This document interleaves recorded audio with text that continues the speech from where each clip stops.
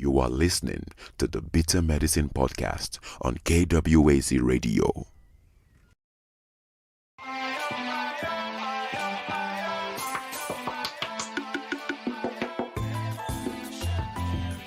Welcome to the Bitter Medicine Podcast, where it's all about Black empowerment.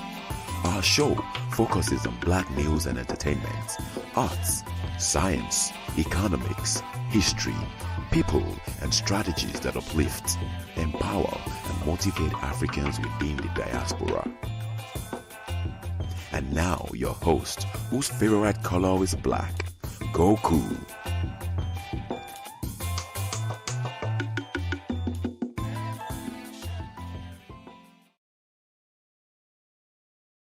Yes, indeed. Greetings, everyone.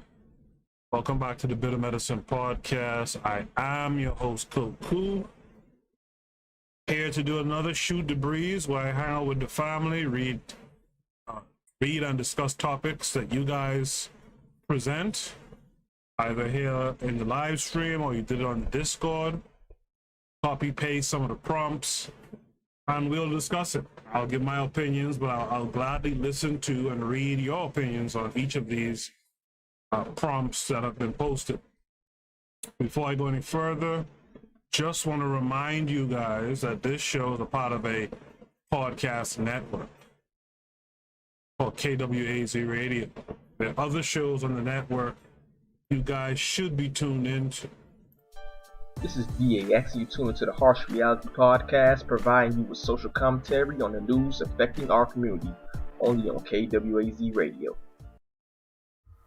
Peace, family. This is Oni, inviting you to listen to the Pro-Black Perspective, where Black problems are addressed with Black solutions. You are listening to the Bitter Medicine Podcast on KWAZ Radio.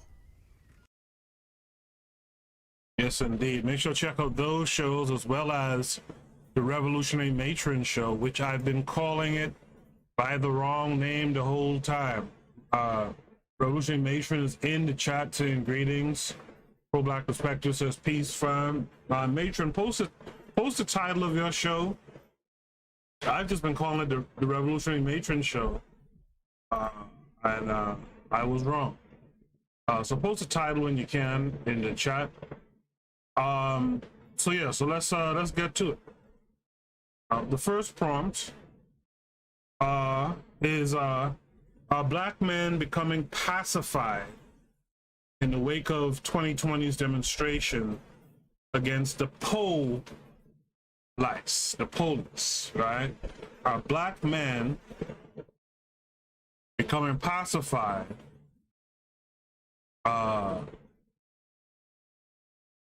due to the 2020 demonstrations against the police?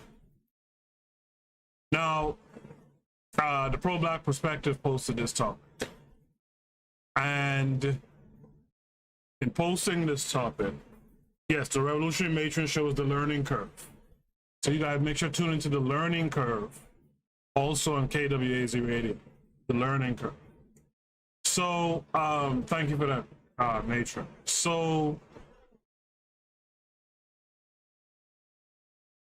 so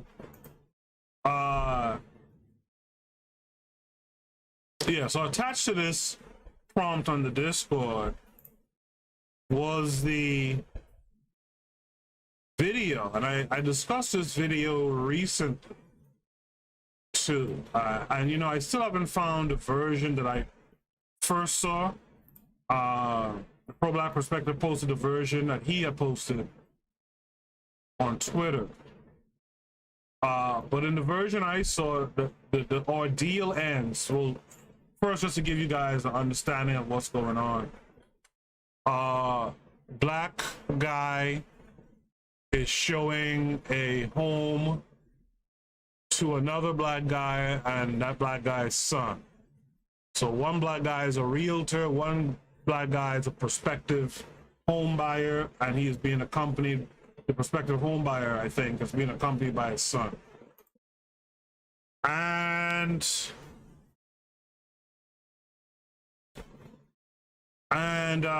the police are called. Police show up And the realtor comes out first, hands up. He ain't asking no questions. He ain't saying nothing. And then they summon up the other two black males from the house. And in the video that I saw, it ends with, you know, once the cops recognize what's going on, it ends with one of these white cops saying to the black to the black man, you know, sorry about what happened. Thanks for going along with all of this. Thanks for going along with all of this. Right? So this prompt, from the pro-black perspective, is basically asking, is the anger, right? Is the anger in black men being quelled due to these calls for, you know,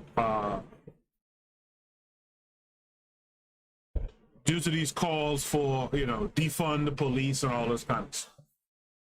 All right. Personally, I don't think so.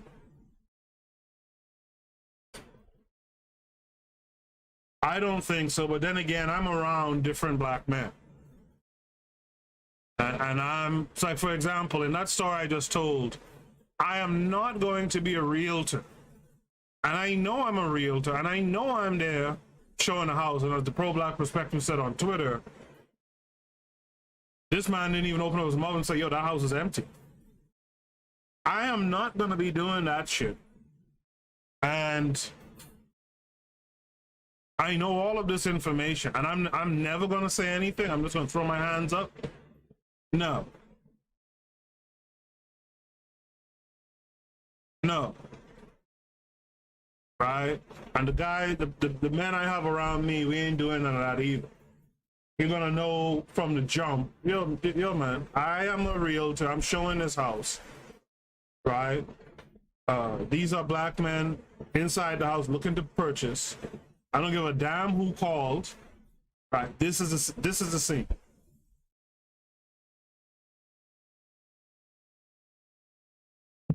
Some folks out here might be diminished because of these public calls for police being defunded, but I again, in my world, and my world might be skewed, but I don't see it. I just see that, in fact, what I really think, I think that, to be honest, I think a lot of black men are just scared Negroes anyway. And this is why nothing really happens, right? A lot of black men, based on birth, are scared Negroes. If their mama ain't there to take up for them, they don't know what to do or say, right? The Revolutionary Matron says this is the third one that they let bubble up to the surface because they want us to be divorced from the land. They don't even want you to think about ownership.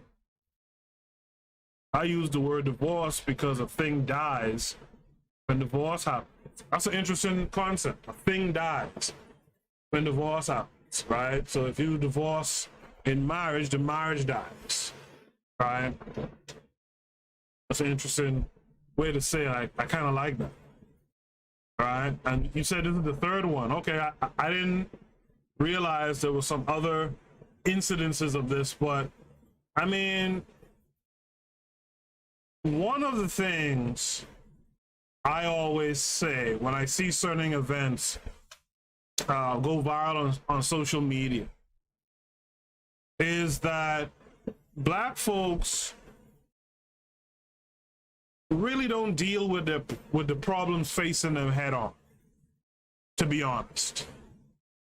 Black folks will do all kind of stuff for trying to appeal to white folks' graces, trying to get the Chinaman to come and help, as opposed to just going and face your issue face on. When certain groups get away legally from harming black folks, one of the things that no one ever talks about, everyone talks about, yo, we should ride on the person who got off, and that's true. And of course, black folks ain't doing it. And we have a group of black folks who should be taking that call on a regular basis. And you guys know who that group is, right? Or you should know, right? We have these groups of folks in our society who are out here taking matters into their own hands against other black folks, and don't bust a grape in a fruit fight when it comes to these other folks, right? But in a show of not understanding who your enemies really are, we'll talk about riding on the person who escaped justice, but we never speak about the person who facilitated their escape. No one talks about riding on the legal counsel that gets these people off. That's who you really need to be riding on. No one rides on the DA, right, who backs the play. That's who you really should be riding on. You know, so because and you know, this is just indicative of the fact that we don't really like to face our own problems face on. Now, when it's one of our own people, we'll gladly jump up and take that on, right? But when it's other people, there's a cowardice to it. Like I've said on this show before, I'll say it again. The group I was alluding to was these dudes in the streets. The streets know how to handle street business when it comes to some other African, right? But when it comes to these other groups that carry out stuff, you don't know what to do. All of a sudden it's protests, right? All of a sudden let's walk in a circle with some placards and shout some "we shall overcome" type of shit, right? These are indicators of the major problem we have, and we got to be real about this. It's our men who are not taking care of our people.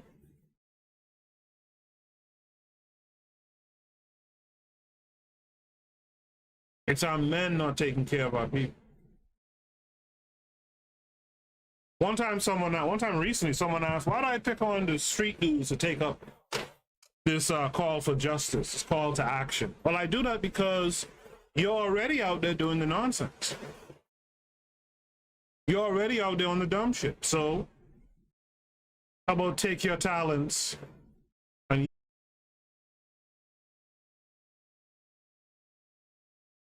we have to be honest about this, right? We have to be honest about this. So outside of consciousness per se, and probably actually inside consciousness too, but outside of it for sure, there's a lot of cowardice out there. You know, if you think about that story that we talked about on Shoot the Breeze a couple weeks back, where the father met this young kid in his house, right, going after his daughter, 13, 14-year-old daughter, right? What did the father do? The father moved.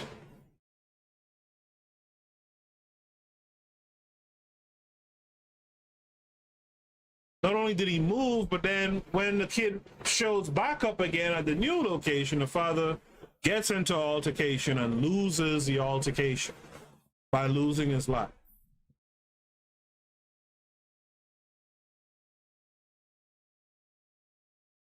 I don't want to speak ill of that father who passed on, but I'm certain there were some stronger measures he could have taken in the first place. By moving sends a funny message. You know, moving sends a funny message, and so, generally speaking, I don't think it has to do with the 2020 COP protest so much. I think black men are definitely en masse, in large percentages. I think black men are just afraid.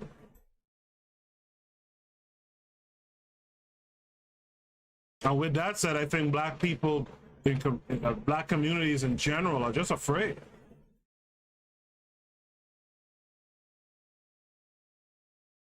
When they show you Mike Brown dead, when pictures, quote unquote, leak of Trayvon Martin laying dead on the grass, and all these images that pass through, what do you think those images are really being leaked for? You know, it's to take the nerve out of. It's to take the nerve out of black men. I feel, I make them afraid. Right? Revolutionary Matron says, this happened in Oklahoma, Missouri, and my home state, Michigan. Our problem is them. Yeah, I mean, of course, these folks are the problem. How we deal with them is our problem. You know? I want to thank you guys who are here with me tonight. Checking out Shoot the Breeze. The Pro-Black Perspective is here. He posted that prompt. What's your take on your prompt? Do you think black men are being pacified just due to the police protests? Or do you think it's something kind of long-running now amongst black men?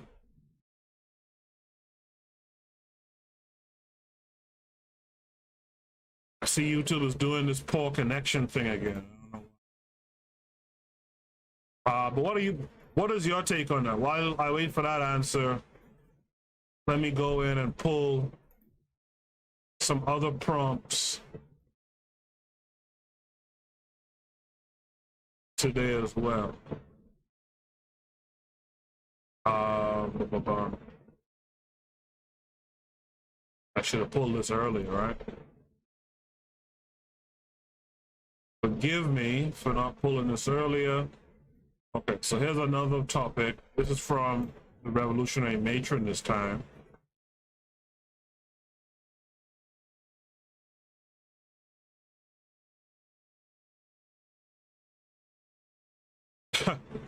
So the pro-black perspective just said, yeah, wait a minute. The pro-black perspective said something that kind of just blew my goddamn mind this time. Hold on a second. Let me post this next topic. All right.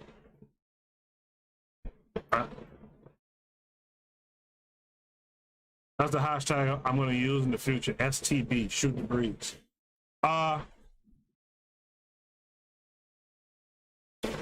Pro-Black Perspective said something interesting here. He said it's long running, but I never saw nothing so pacified. He says, should have spoken up. Man's actually went all the way to the precinct on some bull. Now you say, I didn't even realize that. So when I saw that little scene in the video, that must have been them returning them or something to the property.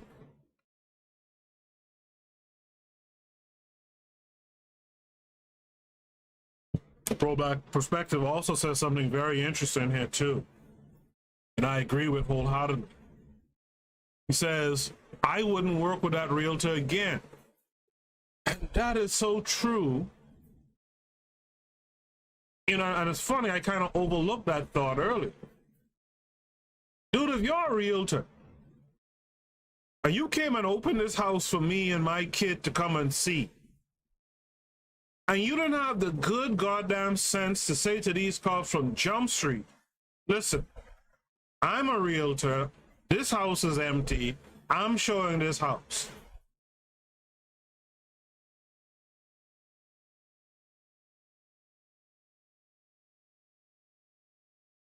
In my book, you damn near deserve to lose business after.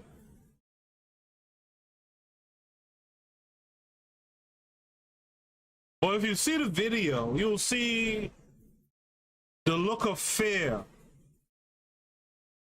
on this guy's face, and it's crazy,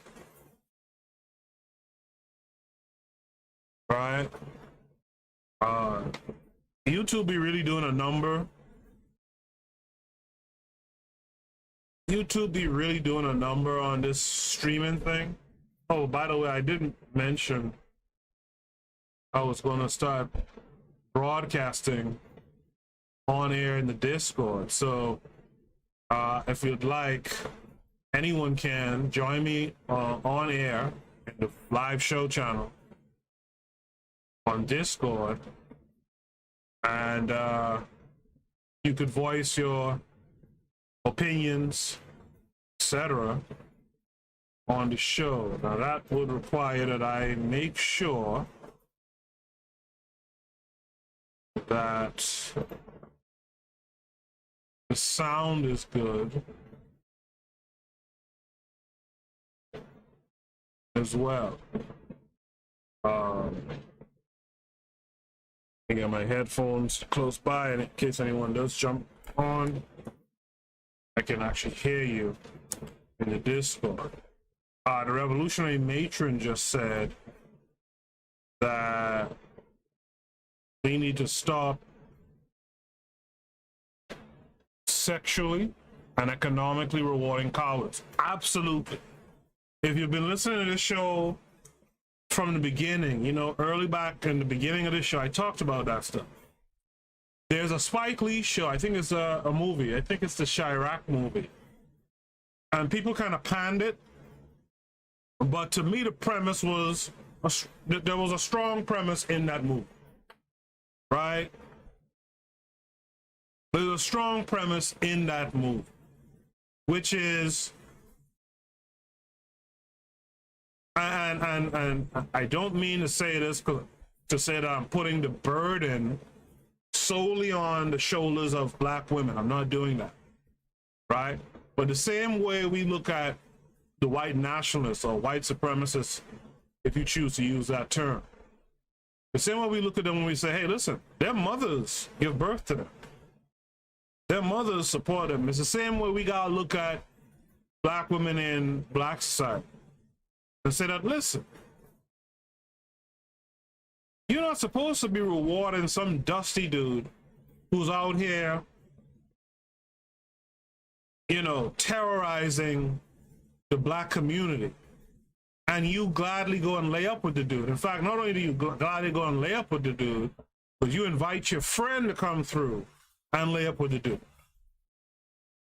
Even though that's not your get down, but that's what you would reward this dude for being the most fair dude out on the block. We really got, and this is not divesting, by the way. This is about making better choices and holding these young black men to some accountability. I remember stories when I was back home growing up of, when I tell you beautiful, beautiful women hanging out with these criminals wanted by the police. When the police come through and shoot up the place to get at this criminal, they shoot this fine black woman. Everyone cries foul. No. No. If I know Scanter has bodies to his name and people are afraid to deal with Scanter, you knew that shit too. And yet you chose to reward him and go lay up with this dude. Right? The pro-black perspective earlier said the F you getting arrested for. That's absolutely correct. That's absolutely correct. And this is why you have to have people around you who are thinkers too, because that's slipped my thought.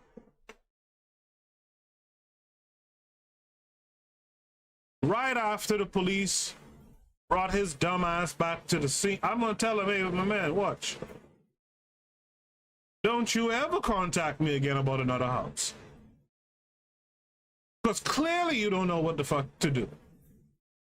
My kid was here. You know, these cops could have opened up, and the kid is a young kid, like maybe like 12 or something, 10, 11, 12.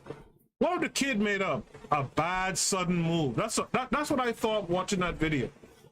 What if the kid made a bad move? put his hand in his waist to pull up his pants or something like that, he could have caused that kid to get killed out there. All because you didn't have the good sense to say, hey, what y'all doing? I'm a realtor. All right?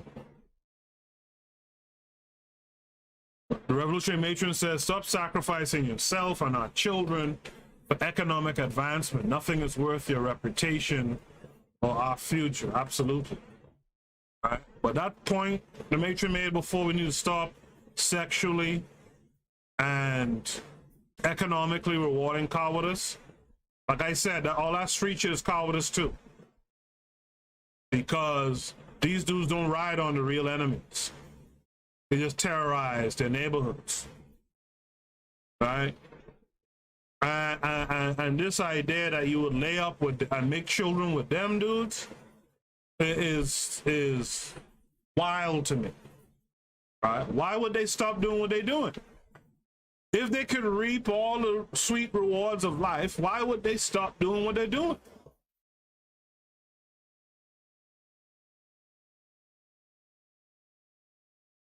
Anyway, I don't want to belabor that point too much further. The next topic is they have been playing divide and conquer with us forever. Why do we let them?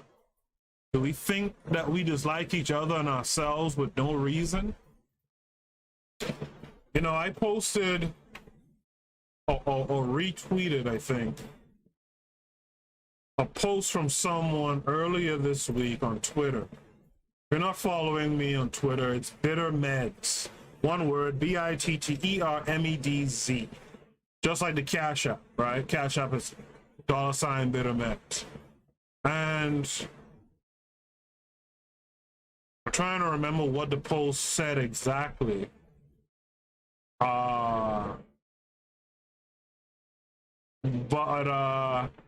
it was basically saying it's going to be something in the future when folks realize that this ADOS and FBA stuff, this stuff is some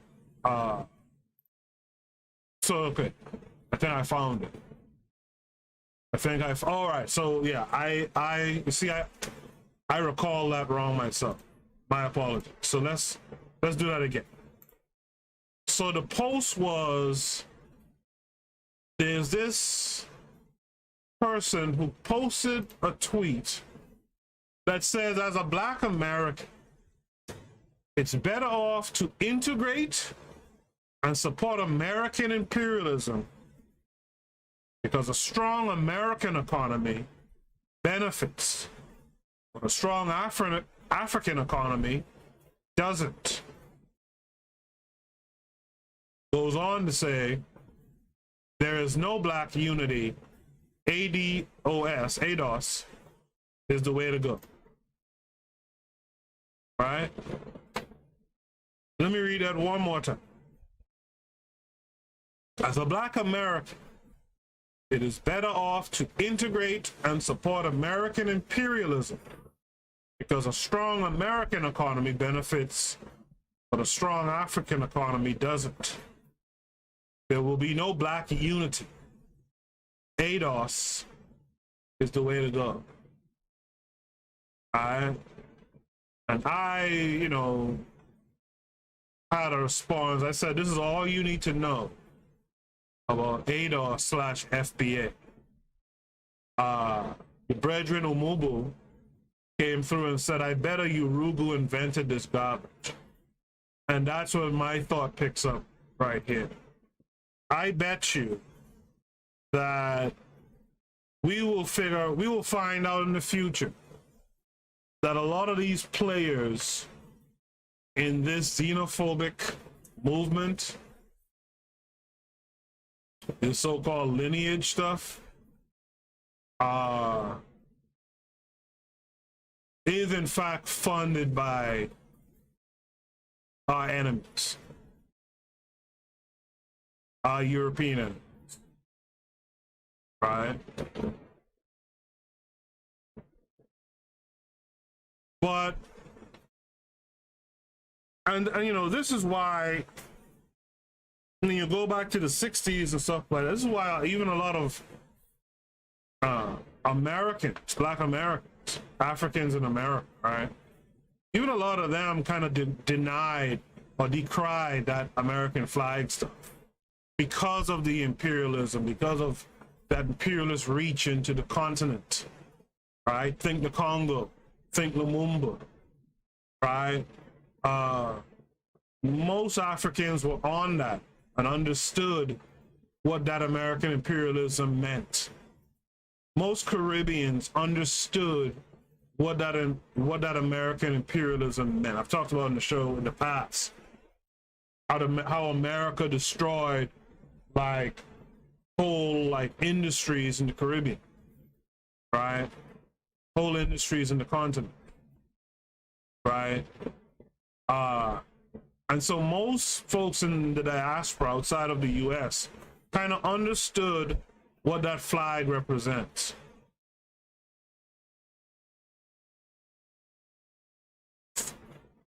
The US, right, Euro America, has done such a job on the Africans here, right? That, I mean, it's a dastardly job that they did such a job on them here that any shit makes that group feel better. Have y'all noticed that? Any old little thing you come up with makes that group feel better. And I always said, I've said it before on this show, if you could make a sick person feel a little bit better, you have them. You have them in every which way, sexually, economically, etc. You have them psychologically, every which way you have them. You know, and that tweet right there kind of sums up, right?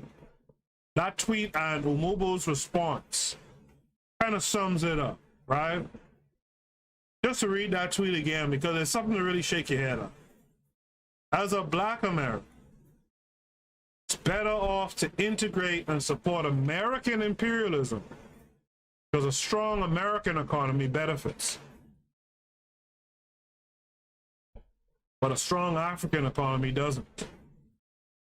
There will be, this is the declaration, there will be no quote-unquote Black unity. ADOS is the way to go, right? By the way, I'm going to use the revolutionary matron's quote here, a quote that she likes to use: a broken clock is right twice a day. Unless it's a clock that has army time, then it's once a day, right? But a broken clock is right sometimes, right? And one way that this broken clock is kind of right here is that Africa, right? They're not saying it in the way I'm saying it, but in a sense, they are saying that Africa needs to be better. What's the old saying? We are led by our stomachs, right? This cowardly ADOS figure here, right, is basically saying, I like my belly full.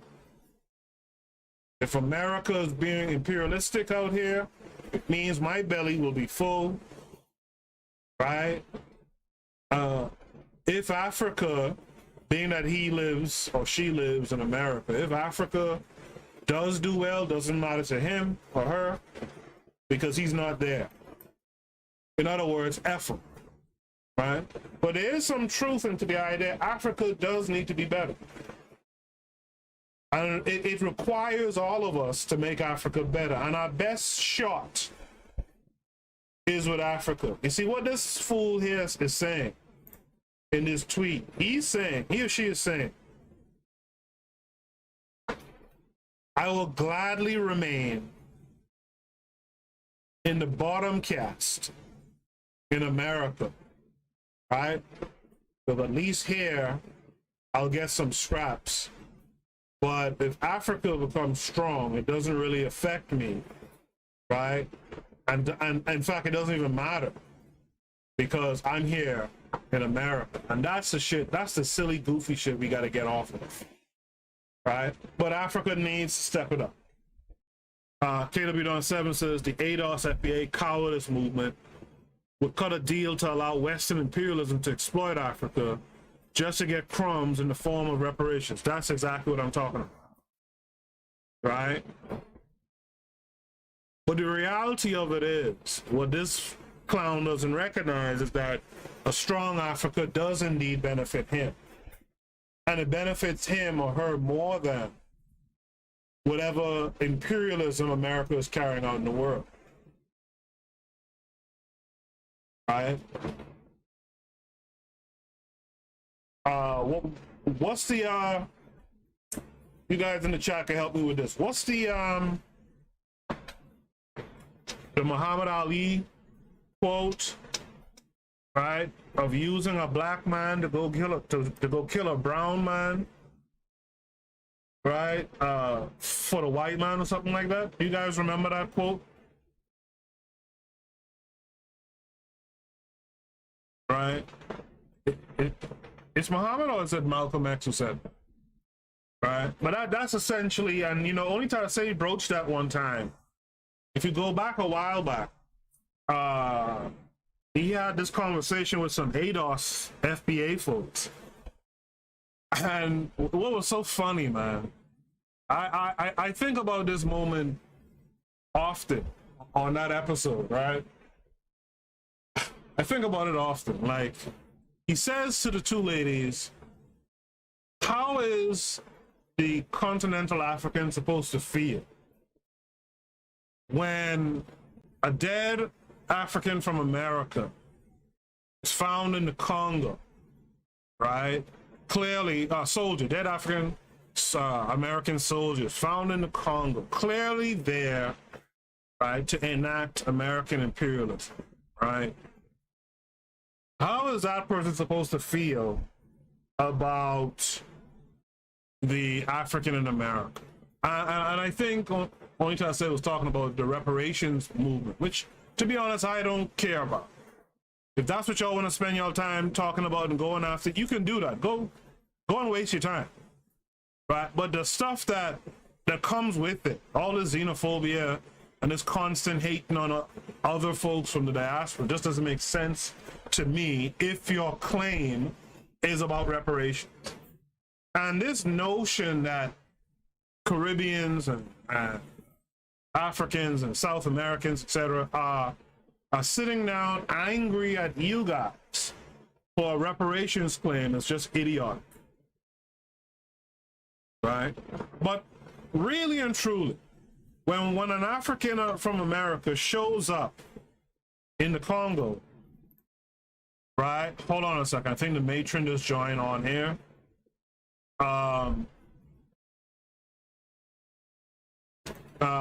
Matron, say something for me. Greetings, everyone. Okay, can you guys hear the matron in the chat room? Because my, my setup be tripping sometimes. Let me know if you guys could hear the matron just now when she said greetings, everyone. But how are you supposed to feel about these folks, right, who have no problem, American flag in hand or on shoulder or on heart or whatever, and carrying out imperialistic acts, right? Okay, so the pro-black perspective says we can hear the matron. Matron, you want to add anything to this prompt? There are a couple of things. I wanted to give you the quote, because the quote is, they use a black man to kill off the brown and the yellow man for the white man who killed off the red man. Right. And that's the people. That's the people of the world. And the other thing is that, they have so assaulted the African that is enslaved in America's psyche that we don't even realize and understand our connection or significance to the global. And until we get to the point where we understand that we are all Africans and we are, in fact, enslaved here, because we don't have the right to go anywhere that we want to go. We don't have the ability to just decide. We don't have a country or a continent backing us up, except for quote unquote America. And until we recognize that we are stronger as African, strong Africa, we're not going to get over any of these hurdles. Absolutely. Absolutely. Guys, make sure you guys check out the Revolutionary Matron show on KWAZ Radio. Make sure you guys check out the Learning Curve, KWAZ Radio. She was on earlier. If you click the bell, if you subscribe and click the bell, you'll be notified when she's on. Just quickly, what days and times you plan to be on? Currently it's 6 p.m. Monday through Saturday and 3 p.m. Sunday. 3 p.m. on Sunday. So she'll be on tomorrow, as well as the Pro-Black Perspective will be on earlier in the morning at 11 a.m. Make sure, EST, make sure you guys tune in to those shows. KW Don 7 says you have goofy entertainers like Lord Jamar who insists that he is not African, but named his group Brand Nubian. You can't make this up. Yeah, I mean, listen, I was listening to something Tariq was doing the other day, and he invoked Ogun. And all his followers were like, yeah, Ogun took care. I'm like, you guys don't even claim to be African. It's just wild. But that goes back to the notion of, if you can make a person that doesn't feel well about themselves, you can make them feel an ounce better, right? You have them locked. You have a customer, you have a slave, you have all of those things locked. And that's pretty much what America has with a large part of its Black population, and that's not to say that in other places there aren't a few fools too. There's some fools elsewhere too, but not in the numbers that we see here, right? So that was that prompt. They have been playing divide and conquer with us forever. Why do we let them? So just to touch on the why do we let them, it ties right into what I just was talking about. Folks feel better. Folks get to feel better. And one thing about this whole stratification stuff, if you could get a group to shit on, even though the deluge of shit is falling on your head, but if you can shit a little bit on the group below you, you feel much better about yourself. And that's what we see going on with the ADOS FBA crew, right? When you really get down to the heart of it, we have more in common than we have in opposition with each other. And we really need to build around that, right? We need to team up around that idea, but the real purpose of our team up is we want to have a nation, because with a nation comes power. And if you cling to the American nation, you'll never have power. All you'll have is crumbs, right? And some folks are happy with the crumbs. So what we got to do is we got to show folks, there's the old saying, show and prove, right? You got to show folks and prove to folks that, what it is that's really more beneficial to the group. We got to show and prove to folks that Africa is the place to be. Now, and that is really the biggest task that we have. We need Africans in the continent to really start stepping their game up And those of us outside the continent with expertise, with interest in solving problems, we need to go there and help. And that's as simple as that, I think. Does anyone else want to add to that? Does anyone else, KW Don 7, Pro Black Perspective, anyone else here listening want to add their thoughts to that prompt while I pull up the next prompt? Matron, if you want to say anything, by all means, you could just jump in.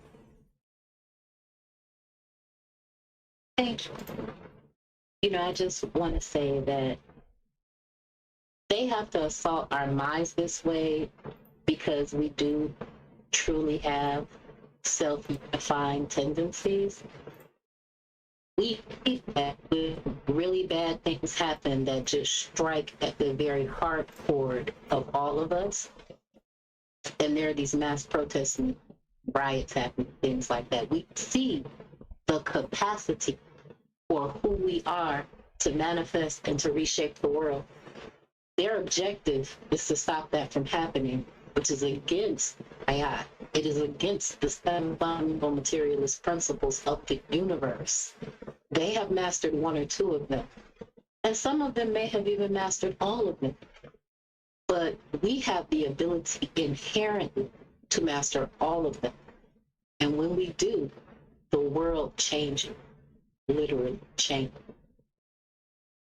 I agree. One of the things about the U.S., the U.S. is a place where you can build up your stocks, you can build up your resources.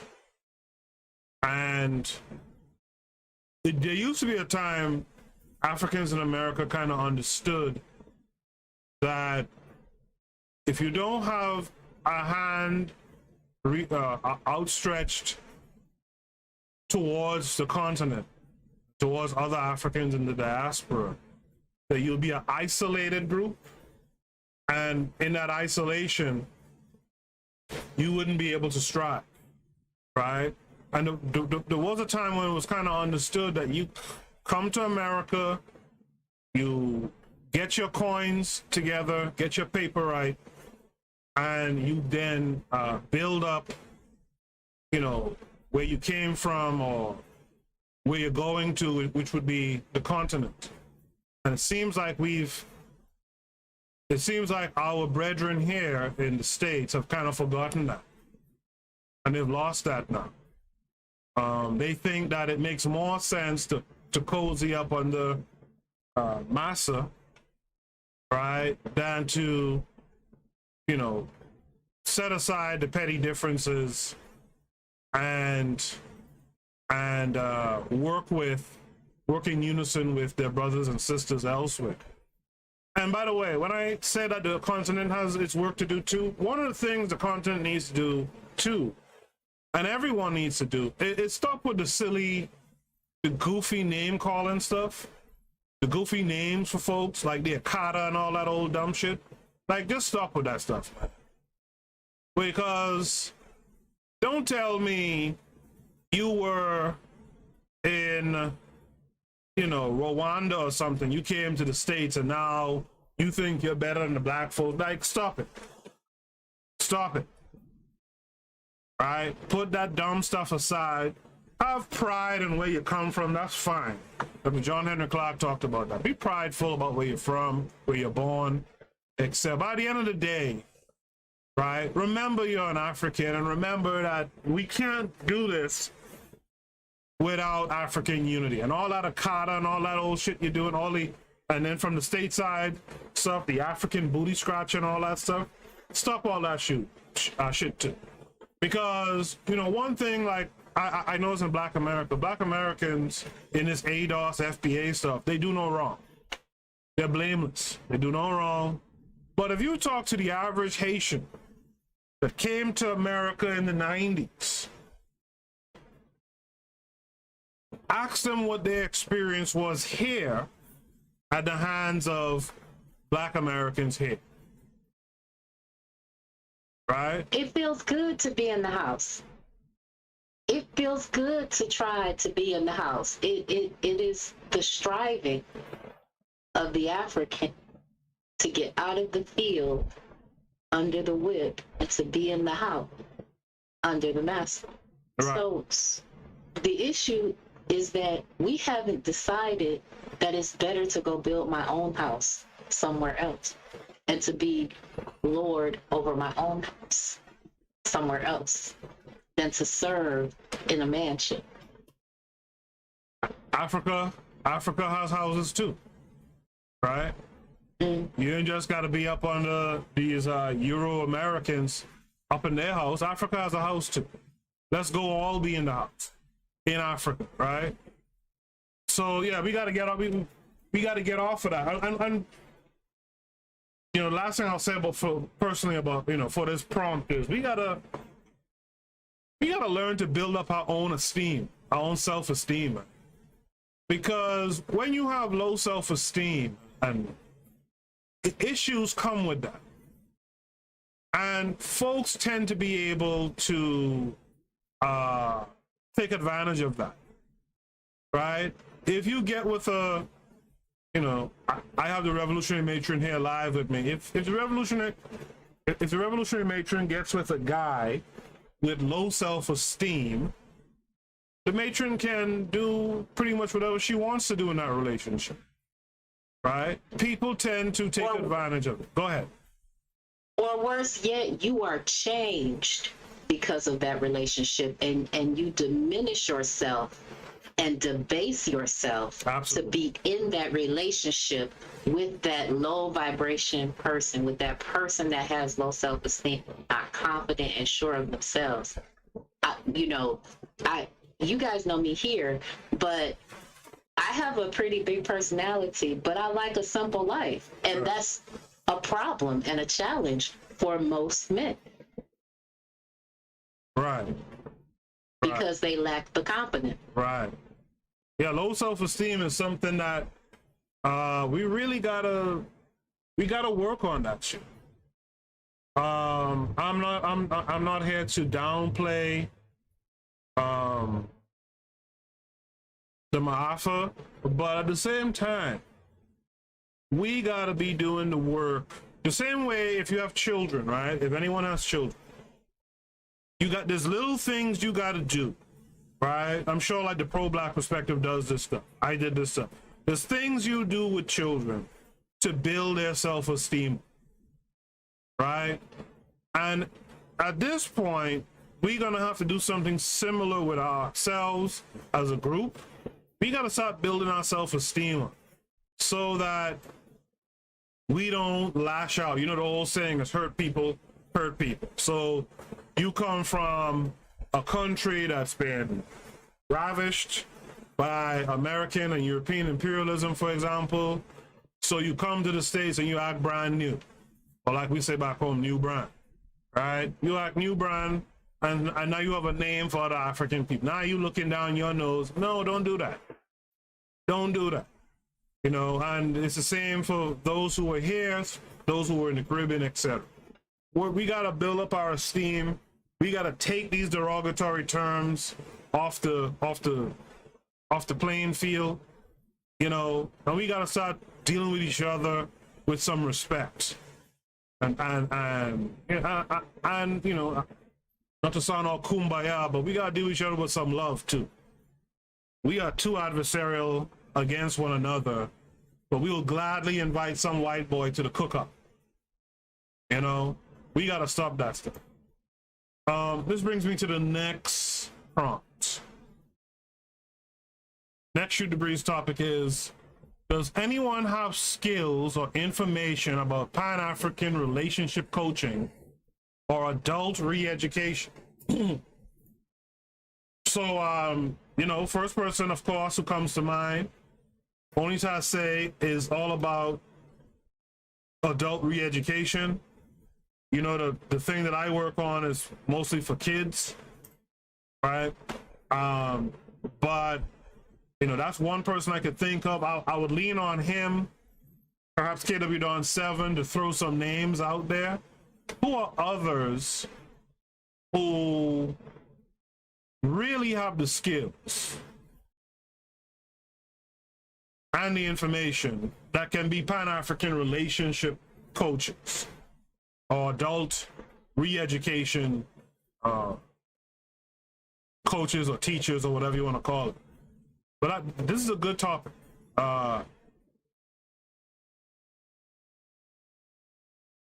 Who else? Who has the skills? And I know we could look to the words and the words and readings of others like God. We know that. But who's out here right now in the physical form, right? That we can look to, even if they're not doing it now, perhaps, but even make them pivot to becoming these Pan-African relationship coaches or these adult re-education coaches. You guys have any names? Matron, do you have any names that come to your mind? I'm still filtering through. I like, everyone that I like and listen to is, because that would be Dr. Clark and people like Amos Wills, things like that. It seems as though in the Pan-African community, what often happens is they get lost along the way. There was another gentleman, and I've forgotten his name. Maybe if I can find it, I'll post it in the comments after the broadcast. But he went totally off grid, and he's supposed to have a system. I know that African Paradigm, his channel, but he doesn't broadcast on KWAZ. He does broadcast on YouTube. And he's talking, just orient your mind, but I don't know, counsel. But we need coaches that are willing to get into intimate spaces with us as Africans to bring about that Pan-African homogeny that we need so that we can reconnect to each other, because we have been so corrupted in our different places and spaces and weaponizing each other that we don't even understand how to talk to each other. Absolutely. The African Paradigm, is he on the Pan-African discussion Discord server? I think so. Yeah. He might be a brother to talk to. I've never had any dealings with the brother. I've never heard his show really. But I do remember seeing him comment once or twice on something, and maybe he's someone to approach and talk to about it. But I don't see my issue, like you kind of alluded to. I kind of just stick to the elders, right, for my inspiration. Like I tell people all the time, I reread. There's a few books that I just reread at random.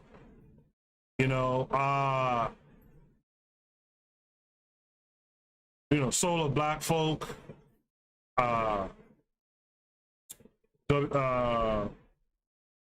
Booker T. Washington's book on character.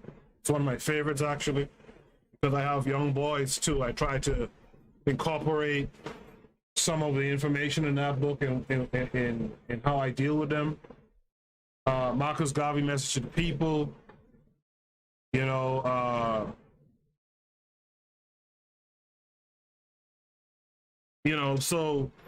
So I tend to kind of lean on folks from the past.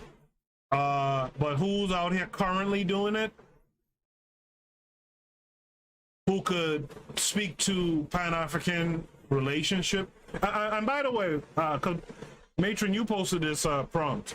When you say Pan-African relationship coaching, what are you referring to exactly? Is that an all-encompassing statement when you say Pan-African relationship? Okay, that's a very good question. I'm talking about with Africans talking to all across the globe. Right. Yes, male-female relationships have problems, and we have a lot of interesting perspectives coming at and attacking those. But what I have found is that when I can find a genuinely Pan-African thinker that understands our universal problem, those other issues fall away. And those personalities that are so popular right now, feeding to the lowest, vibration people, I find that those arguments fall away because all of the issues that they talk about only exist within the construct of interacting with imperialism. We are not arguing about the fact that I want to stay home and clean house or how much money we have to make and keeping up with the Joneses. We're not arguing about and fighting our children when we are educating our children. Okay, so that clears it up. We're not just talking about like romantic relationships. We're really talking about just the relationships that we need to foster. Like, you could say diplomatic even. Relationships that we need to foster across the world, really. And so the pro-black perspective says relationships are harder because most people want people in good relationships, and who got those? Yeah, so we're not talking about those relationships per se, but in terms of peoples across distances, who out here is a number one, a Pan-African advocate, adherent, who has come up with a plan, right, that will bring black folks, Africans, together across large distances. And like I said, me personally, I'm not in tune with a lot of the people out there currently today. I'm definitely not in tune with everyone from the continent who's putting in work, which is something I'm trying to fix, but it's difficult to do. But to answer that question personally, I don't know. And I think a part of that means also that, maybe we should become, if we see, the whole idea, like with business, is that you fill a spot that hasn't been filled before, right? And I think this is something we need to do. In fact, if we're going to be talking about education, children and adults, right, African-centered education, that's what we need to be training up people to do, to be skilled at helping facilitate better relationships between groups of folks across distances. Now, some people will say, why across distances? Just go back to Africa, et cetera, et cetera. But some groundwork, in my opinion, needs to be done before you just get up and go back to Africa, which actually I have a topic I'm going to probably do last. I'm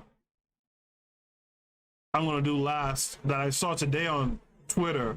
That's an interesting concept. Let's see what you guys think when I bring it up later on. And Chaka 97 is here saying peace to M. Chaka. The pro-black perspective says Arikana and Malema are good people. Yeah, I like Malema, but no one really that big. Yeah, so we seemingly have, I'm saying this to everyone, but Revolutionary Matron, we seemingly have a space, a gap that can be filled, right? Maybe some of us should take up that call, right? Absolutely. I think that it would be wonderful if we could take up that call and charge, because I think that that's really a problem with us. We don't have a place where you go and work out people and come back out with one voice. Absolutely. Absolutely. Because that's a part of, you know, I talked about the name calling and all that xenophobia shit. That's a part of the leadership too. Like, you know, you're supposed to create model people who, when they go out into wherever, they stand on something, right? And you can't be coming out here and you standing on the name calling and the xenophobia and all that kind of stuff. We don't have the time for it. You know, we got to be better. I talk about this a lot on the show. We just got to be better. You know, no friendly fire. We got to be better. We got to be well trained, well tuned, because we are in a fight, right? Let me go to the next topic. In fact, what I'll do, I'm gonna post the next topic. This next topic is very specific. It's thoughts on Governor Cuomo, him resigning for sexual harassment. There's a photo circulating of the accuser sitting closely with him and with her hands around his neck, I guess hugging him. Yeah, I think I saw that picture too. All right, so I guess we'll spend a moment talking about this. While you guys think about your feelings about that, let me take a quick station ID break. I'll be back on the other side. You are listening to the Bitter Medicine Podcast on KWAZ Radio. This is DAX. You tune into the Harsh Reality Podcast, providing you with social commentary on the news affecting our community, only on KWAZ Radio. Peace, family. This is Oni, inviting you to listen to the pro-black perspective, where black problems are addressed with black solutions. You are listening to the Bitter Medicine Podcast on KWAZ Radio. Yes, indeed. Make sure to check out those other shows on KWAZ Radio, including the Revolutionary Matron show. Oh, I did it again. I apologize. I did it again. Make sure check out the Learning Curve. It's not a problem. It's not a problem. It's really not a problem. I'm still updating my. Make sure check out the Learning Curve on KWAZ Radio. So this topic, I guess the first question I should ask about this topic is, how many of you care about this topic? Matron, do you care about this topic? I don't care about the topic in and of itself, but I care about the hypocrisy that this topic highlights. Okay, talk about it. Because we are serving under someone who has the most quote unquote powerful office in the world that had very similar allegations lobbied against that did not step away. And you have to remember that the Eurasian and his woman are fighting each other for power all the time. Even their psychiatrists and their socials talk about the fact that they're fighting and vying for power all. The only time they come together is when it is against us. Yeah. But they're fighting each other, and then we get involved in their sensible battle, and we become additional casualties of their fight with each other. Well said. Well said. And, you know, this is why we gotta nip some stuff in the bud too. We don't want a situation. You know, every day you go on social media, for example, you see these conflicts between black men and black women, supposedly. When we really get it percolating, right, and working on power, we don't want to be having these internal conflicts. One of the big internal conflicts we're gonna have that you can see already, we're gonna have an LGBT problem, right? We don't want to have a black male, black female problem, right? Let the Eurasians have that shit. hopefully that lends to their ultimate destruction, right? In some way, form, or fashion. But that's something we want to avoid. But what the matron said about this is absolutely correct, right? These folks are always in a power struggle. You know, we get caught up in it as, you know, some of us more than others are all about this shit, this drama that they go through. I really could care less. I kind of echo what KW Don 7 said in the chat. Cuomo got me too'd, out of office, good riddance to bad rubbish.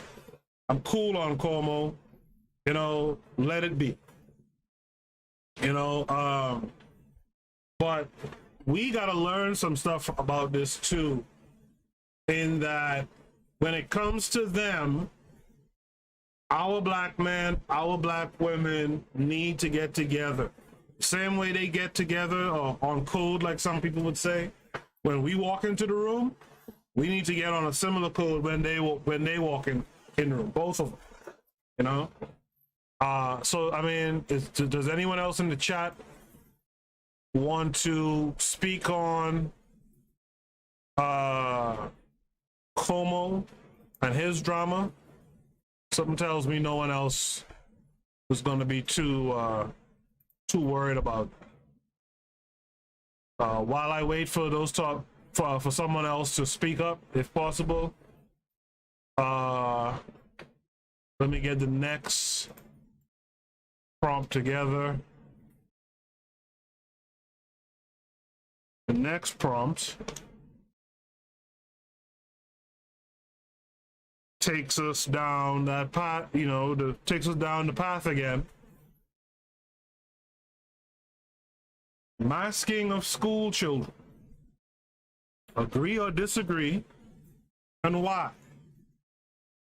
So, I have a family member who got vaccinated in April, traveled during the month of August to Seattle, Washington, and that family member and a few other family members together got COVID. I'm guessing it's the Delta variant. I'm not certain. I don't know if they even tell you that now, if it's the Delta variant that you're getting. But they got really sick and stuff. And when they reached out to their doctor, and I thought this was interesting, when they reached out to their doctor and said, look, you know, essentially I was vaccinated months ago, and here I am with COVID. What gives? The doctor said, well, you feel bad now. Imagine how you would have felt if you didn't have the vaccine. So that's food for thought, right? It's food for thought that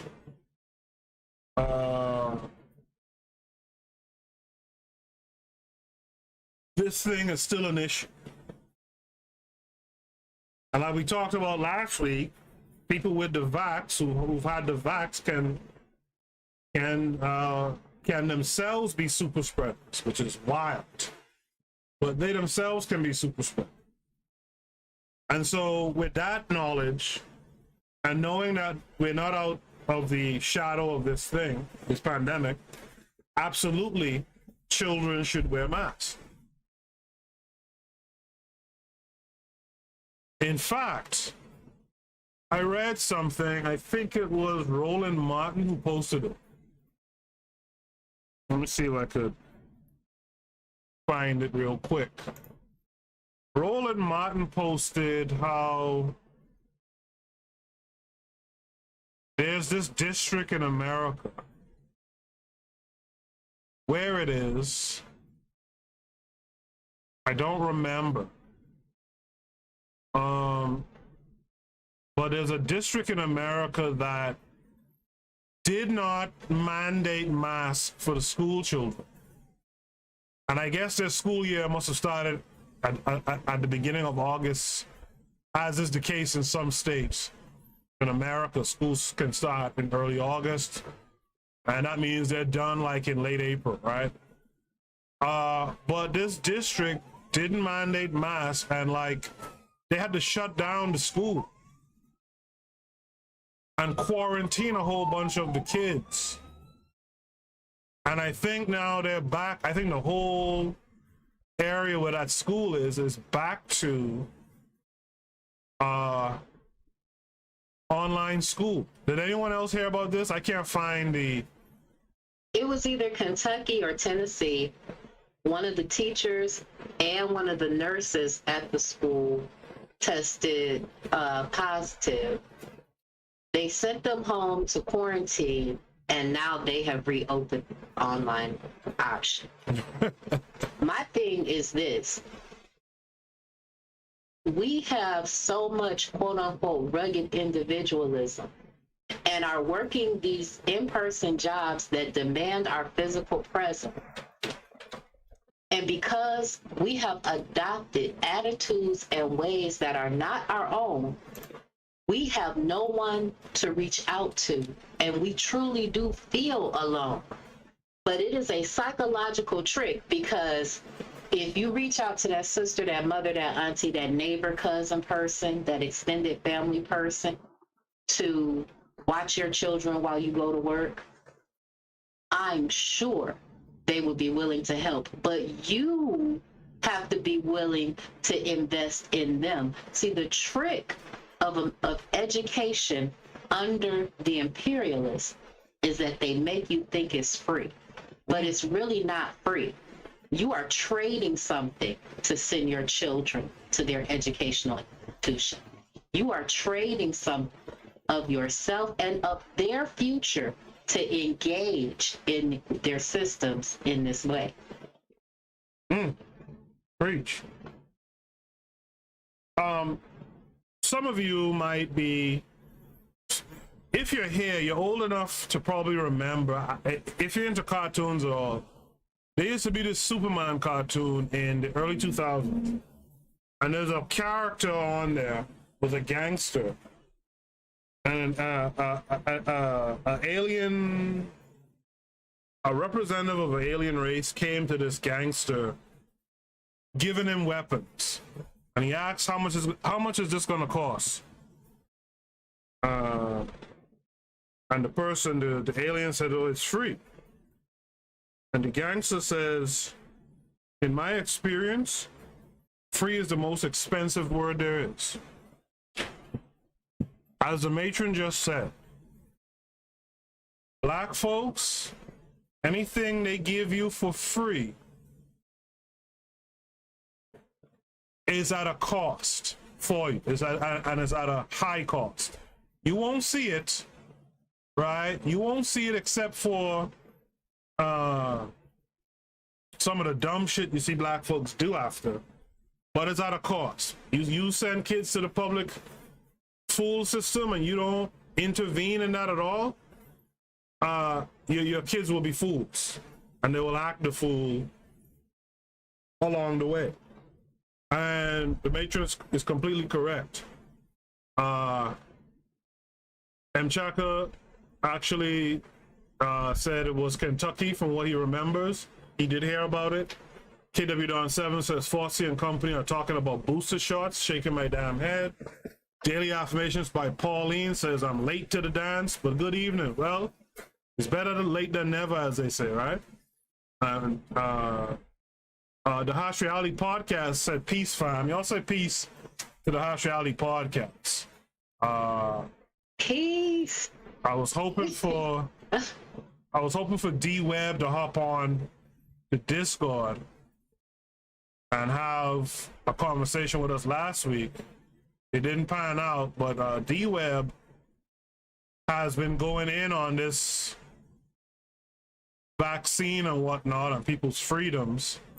I kind of wanted him to speak to it a little bit himself if he had the time. So let me know, brother, you have the time. If you do, hop on the Discord on air, and we could chop it up a little bit live on here tonight. We're just going through some prompts that folks had put down in the Discord earlier during the week, and we're hitting them out. What say the rest of you, though? The rest of you who are here, you guys are good with the mask for kids? Go ahead, Major. Masks and children are complicated for a number of reasons. And what really happened, because I saw it happen last year when they opened for in-school learning, is that the kids wind up not wearing their mask.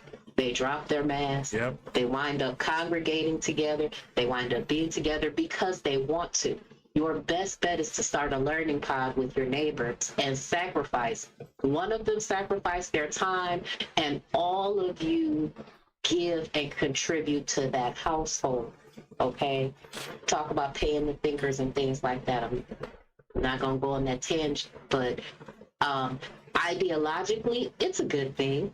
It is. I mean, you know, for the children to wear masks, but you're putting the children in a classroom with an adult who could potentially be a super spreader. And one of the things that they said is that kids either get it, it's not that bad, or they get it and it's horribly bad. Yeah. And if your baby is one of those babies that gets it and it's horribly bad, how are you going to feel having sent them back to the public school system to be indoctrinated and weaponized against you? Because that's what it does. And then for them to have some type of complication. And we know that this generation of kids has a weaker and differently evolved system, because I was not allergic. A peanut butter allergy, a peanut allergy was a rarity when I was. Most of us were either allergic to scaly fish or shellfish. I have the scaly fish allergy, so that, and even that was very rare. Okay, but these kids are allergic to tree nuts, coconuts, dust, air, breathing, dirt, peanut butter, jellyfish, soup. They have a million allergies, and you're just gonna send them into this environment? Yeah. And the other thing is that in my area, they're offering booster shots at Walmart and Kroger now. I mean, not Walmart, Sam's Club, and Kroger. So they're offering booster shots at those little mini clinics in grocery markets and food places and drugstores. So, you know, you take that for what it's worth. You know, I was reading this thing years ago about peanut allergies and why it has become so prevalent. And it's along the lines of what you were saying, that the sensibilities of folks has become so soft that they eat a peanut one time and they get an outbreak and people just say, well, don't give them peanuts no more. Whereas back in the day, you got those peanuts. You're gonna get that peanut butter sandwich or whatever, right? And you're gonna get it in you know, small doses, and you're gonna get through. Your system will get used to it, and you're gonna get through it. All right. We are not that way anymore, and you're right. A lot of kids today have immune systems that are not challenged often. A lot of kids not even going out in the dirt anymore. You know, I was thinking the other day, you know, I grew up in my hometown. I grew up playing marbles, shooting marbles as we call it. When's the last time you've seen kids shooting marbles in states? Right? And shooting marbles require you to be in that dirt. Daily Affirmation by Pauline knows what I'm talking about. That required you to be in that dirt shooting marbles and all that kind of stuff. So yeah, it's a thing. In the chat room, the Harsh Reality Podcast says I can do that. Yeah, hop on. Especially now that we're talking about this, I'd like to get your input on this area right now. So hop on while we're on this topic. It'll be a pleasure to have you on. Chaka says nothing wrong with booster shots, by the way.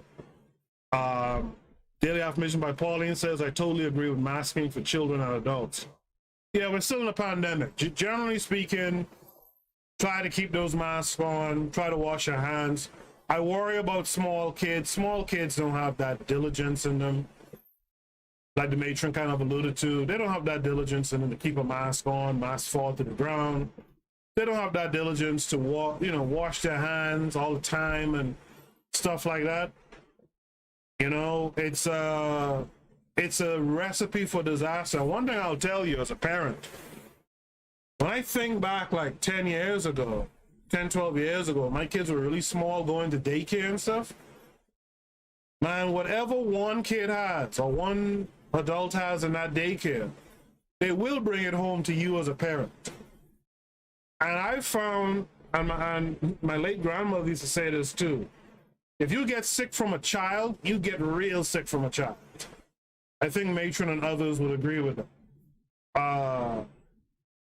If there's a stomach virus passing through a daycare or something like that, woe be unto you, as it was unto me. Daily Affirmation by Pauline says, back in the day, you ate what your parents fixed for you.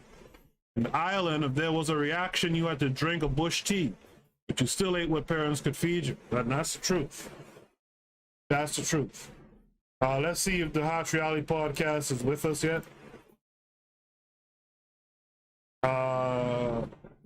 D-Web, can you say something? Let's see if I can hear you. Yeah, you can hear me. Yeah, D-Web, what you saying, man? Hey, what's going on, brother? Yeah, it's good to hear your voice, man. Good to hear your voice. Yeah, good. Trying to get this mic to. I'm trying to get my little Yeti speaker to the volume to come through that. But it's good to hear you again, man. And I have a few things, I can probably lace the people with it. Yes, sir. If you want me to. Yeah, go ahead. So I've heard. I guess you guys were talking about the whole mask thing. Right? Yeah. With children. One thing I will say is that what they're doing is you're seeing an increase in this respiratory illness called RSV. I don't know if people are familiar with RSV, but basically it's similar to kind of a pneumonia type of deal. Right. And a lot of this can be traced to the fact, my personal opinion is that you've seen a lot of social distances the past year, right? Yeah. You've had the kids social distance, you had the children masked 8 to 9 hours a day. There's a report out that shows the amount of bacteria that these masks collect. And you were dead on when you hit it earlier. I think the sister talked about it earlier. I don't recall her name. I'm sorry, but she spoke on the kids fidget with the mask. They touch masks. They touch other surfaces. They pull the mask down.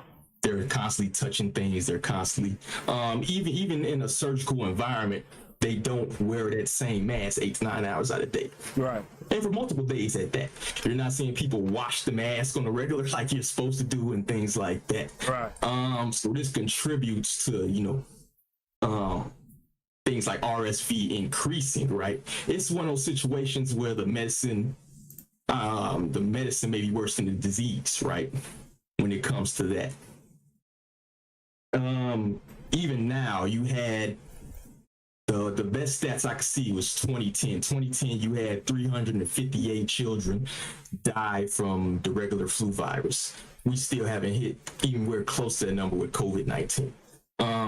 However, you do run the risk of them passing it on to adults. And I just, as I told you, I just came through a bout with COVID-19. Right. It's nothing to play with. It's serious. I lost about 15 pounds, lost about 20% of my strength in terms of, where I was at in terms of working out and things like that. Wow.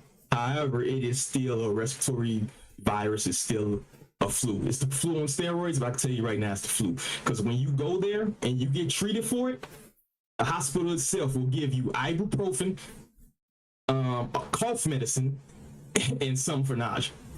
That is what you get for the deadliest plague known to man. Ibuprofen. So if you take all these into effect, right, you never hear anyone speak on the things you really need to do to get through this, which is get in shape. You need to get in the sun. You need to exercise. You need to be active as adults. You know what I'm saying? And you will handle it much better. Those remedies that grandma gave you, that hot tea and all that other stuff, you need to do that. And I would tell you that and the best thing you can do every day, what I used to do is go my butt outside and get in that sun. Yeah. Because that will help you greatly. I'm telling you right now, if you do get it. But people need to realize that the whole concept that they started this off was to slow the hospitalizations, not to have the hospitals overrun. This is a seasonal respiratory virus. You're gonna get it. You're eventually gonna get it. It's not gonna go away. It has unlimited animal reservoirs. It's not the way we was able to wipe out smallpox. Smallpox is a human-only pathogen. Yeah. This is not a human-only pathogen. Right. So the fact that they're only pushing vaccines, not telling people what to do with their body to prepare to fight this thing, is very telling to me. It's all vax and mask. You can't inject health. You need to get your body right. And I tell that now. I want all the brothers and sisters out there to hear that from me personally. You know what I'm saying? It's what you need to do. D-Web, you said something just now. I think, I believe it was the Revolutionary Matron. By the way, you're on with the Revolutionary Matron. The Pro-Black Perspective is in the chat. He just shouted you out. He said D-Web in the building. So That's my boy, right? I think the Revolutionary Matron actually posted that on the Discord this week. This white boy talking about vitamin D.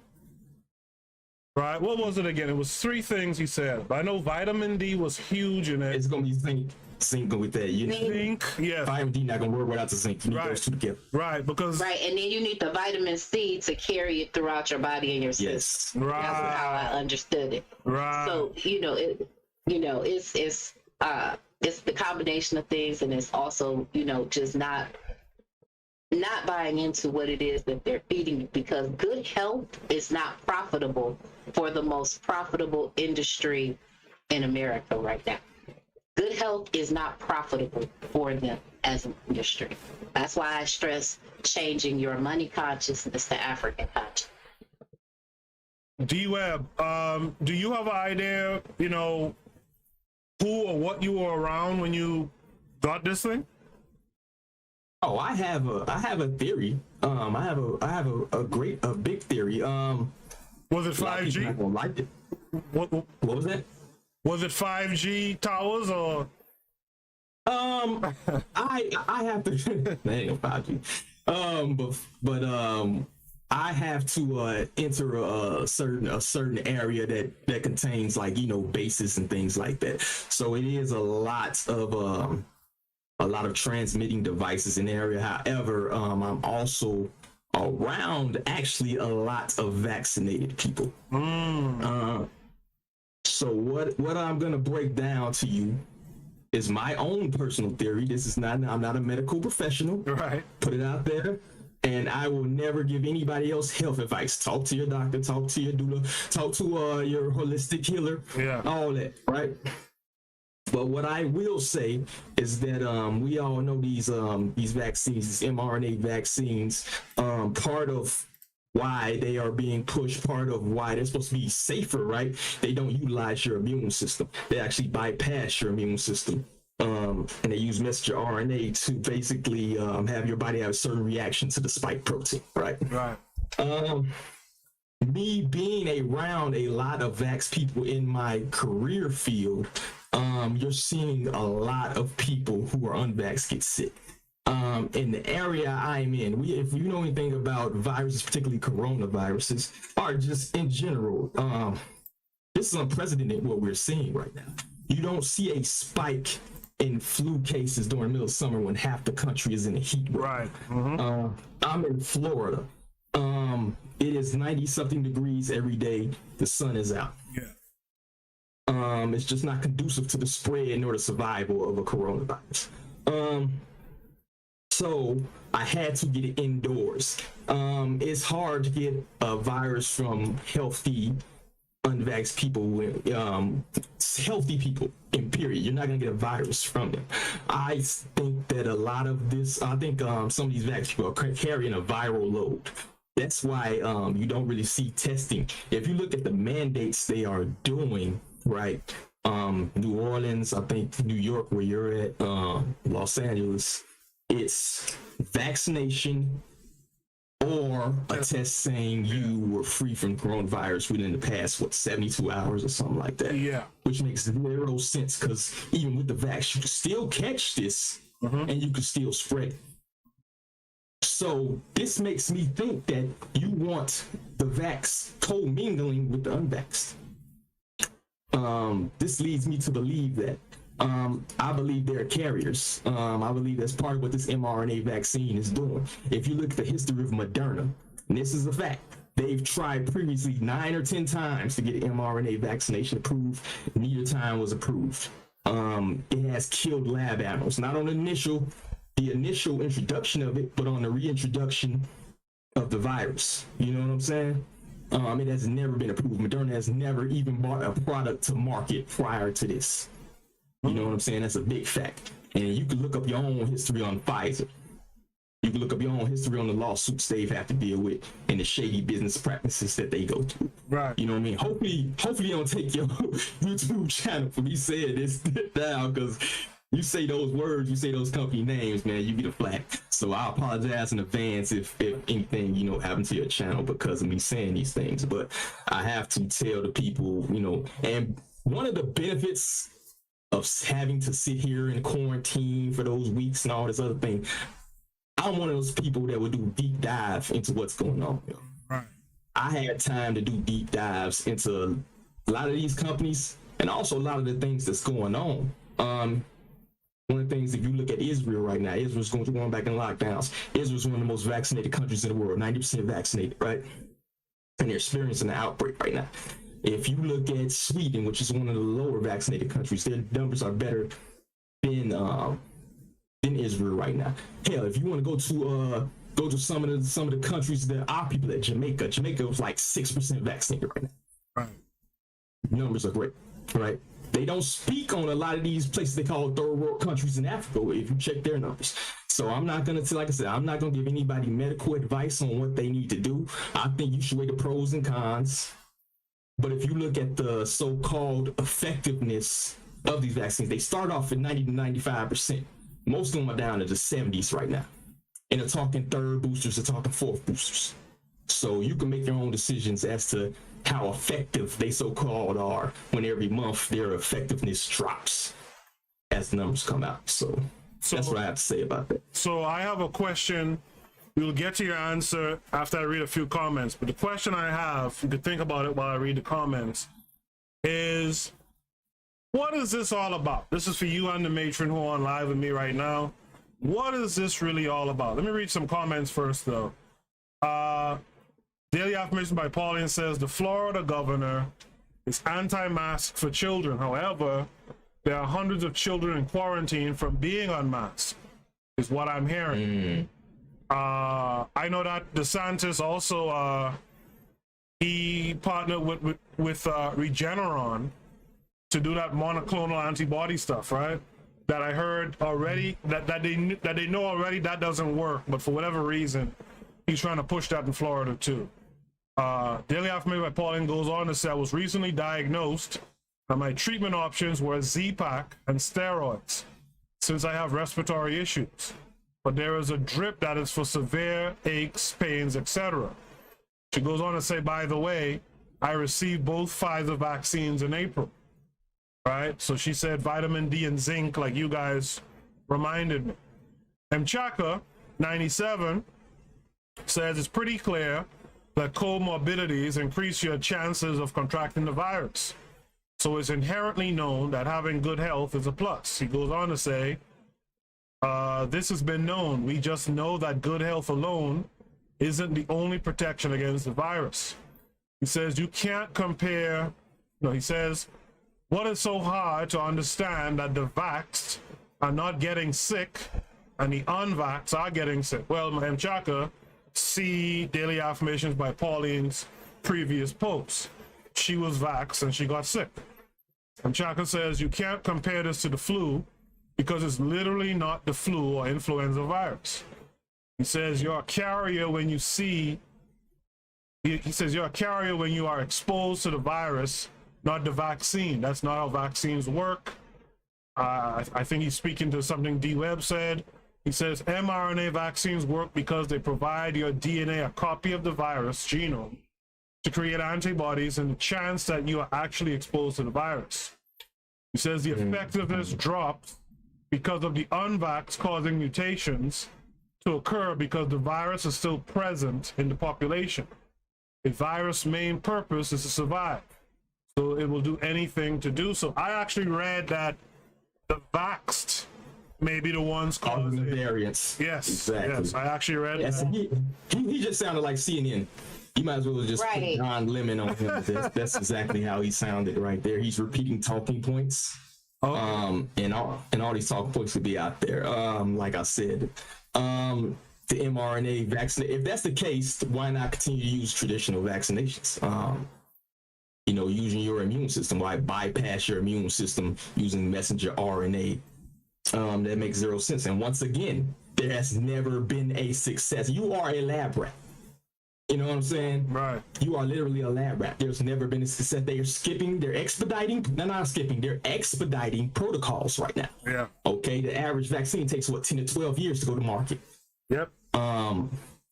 And this still isn't FDA approved. This is an emergency approval, just like those testing kits. This is not an actual FDA approval for all that may or may not be worth, because those aren't worth the paper that they're written on. That's a whole nother thing from the medical industry side. But this has bypassed that process, and these got an emergency order approval. I would even go as far as to say this is not even a vaccine. They changed the definition of a vaccine.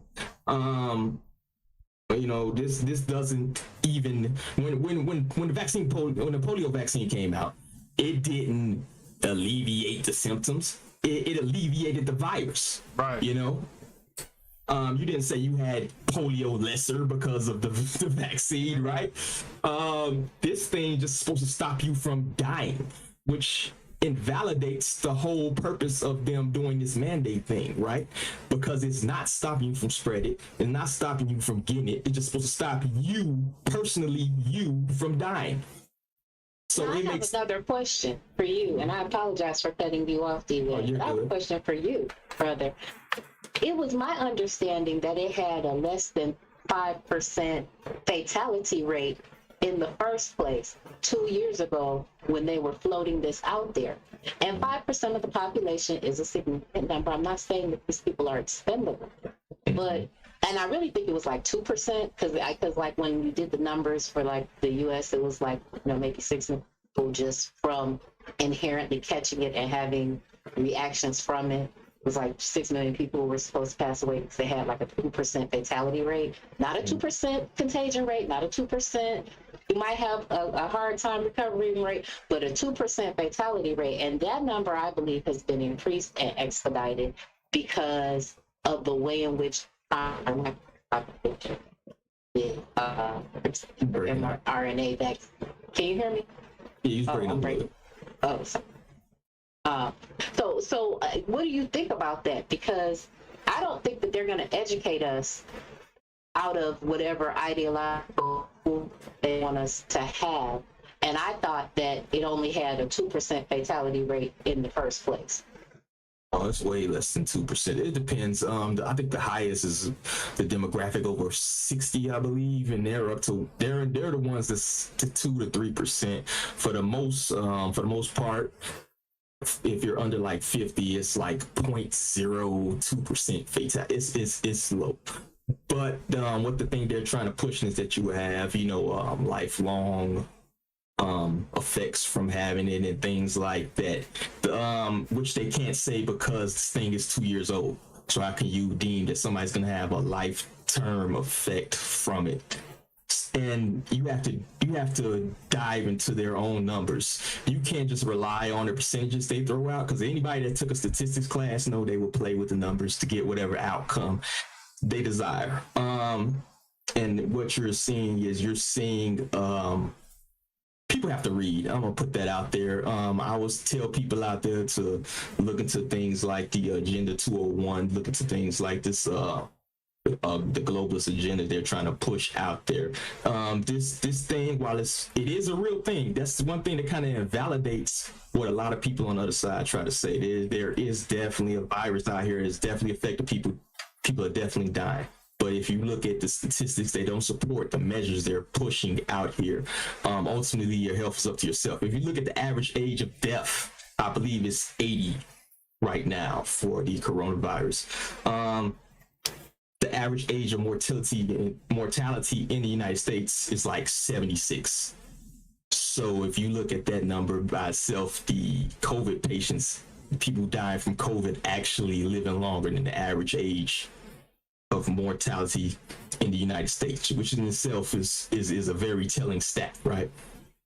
And right, and that reminds me of the whole reason why we pay Social Security taxes, because by the time you were ready to collect it, the expectation and hope was that you would either already be dead, having paid into the system, or you would die with years of being eligible to collect. Right. So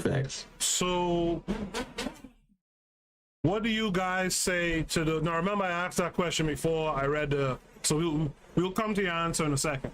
But what do you guys say to those folks who say that it's not the death rates that you need to worry about, it's the continuous health problems that folks who recover from this virus, that's what you have to worry about, the respiratory issues, et cetera, et cetera. What do you guys say about that? I think I mentioned earlier, how can you tell what the long-term effects are if someone's 2 years old? You don't know how people will recover. Everybody will recover different. And the funny thing is that even with the virus itself, everybody's body reacts different to it. I had it. My daughter was here with me, and she never got a cough. She was bouncing around the house the whole time. My sister tested positive for it, and she was drinking wine and FaceTiming and enjoyed her 10 days off.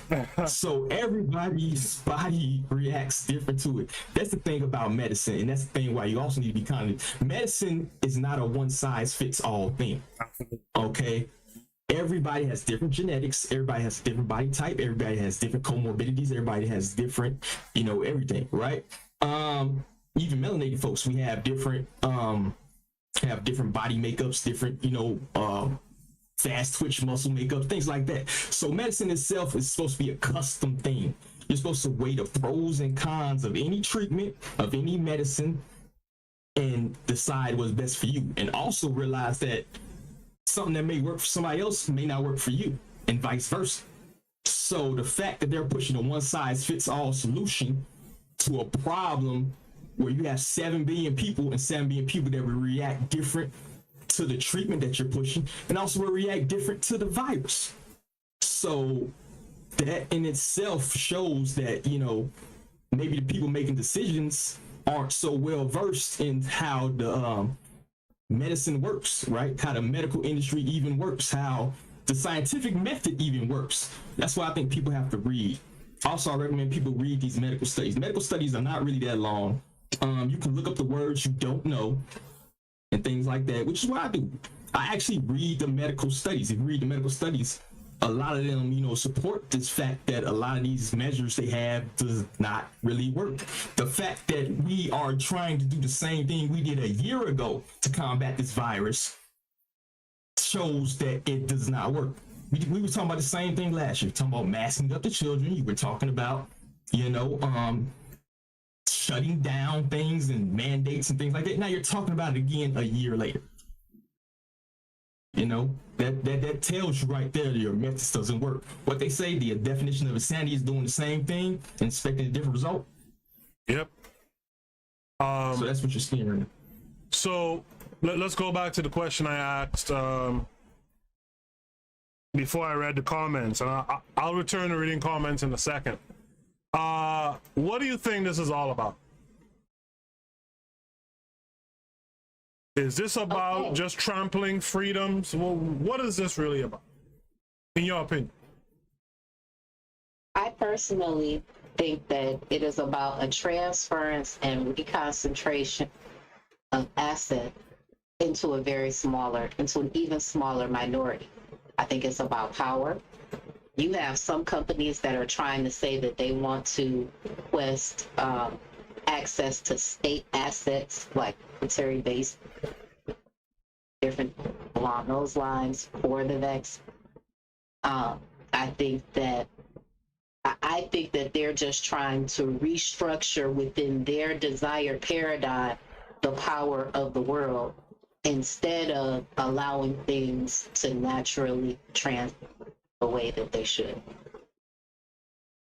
Do you have? I will add to that. And you're also trying to see a killing of independence.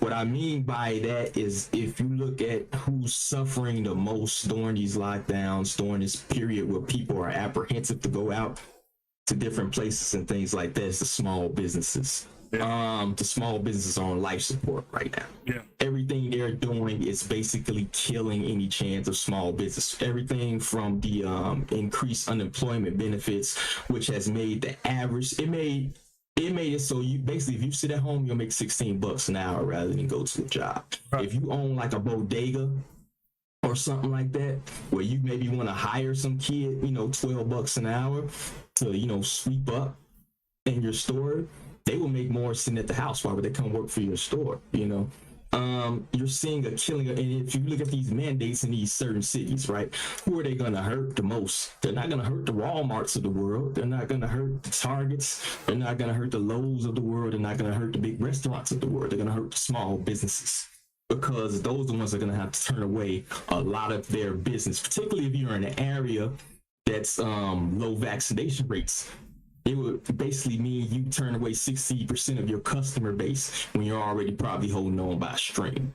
I want to say, and the black businesses are hurting the worst. I want to say you see close to 60% of black businesses, if my stats are corrected from the article I read, it's been a while. I want to say you had like 60% of like black small businesses close their doors forever during this whole pandemic issue.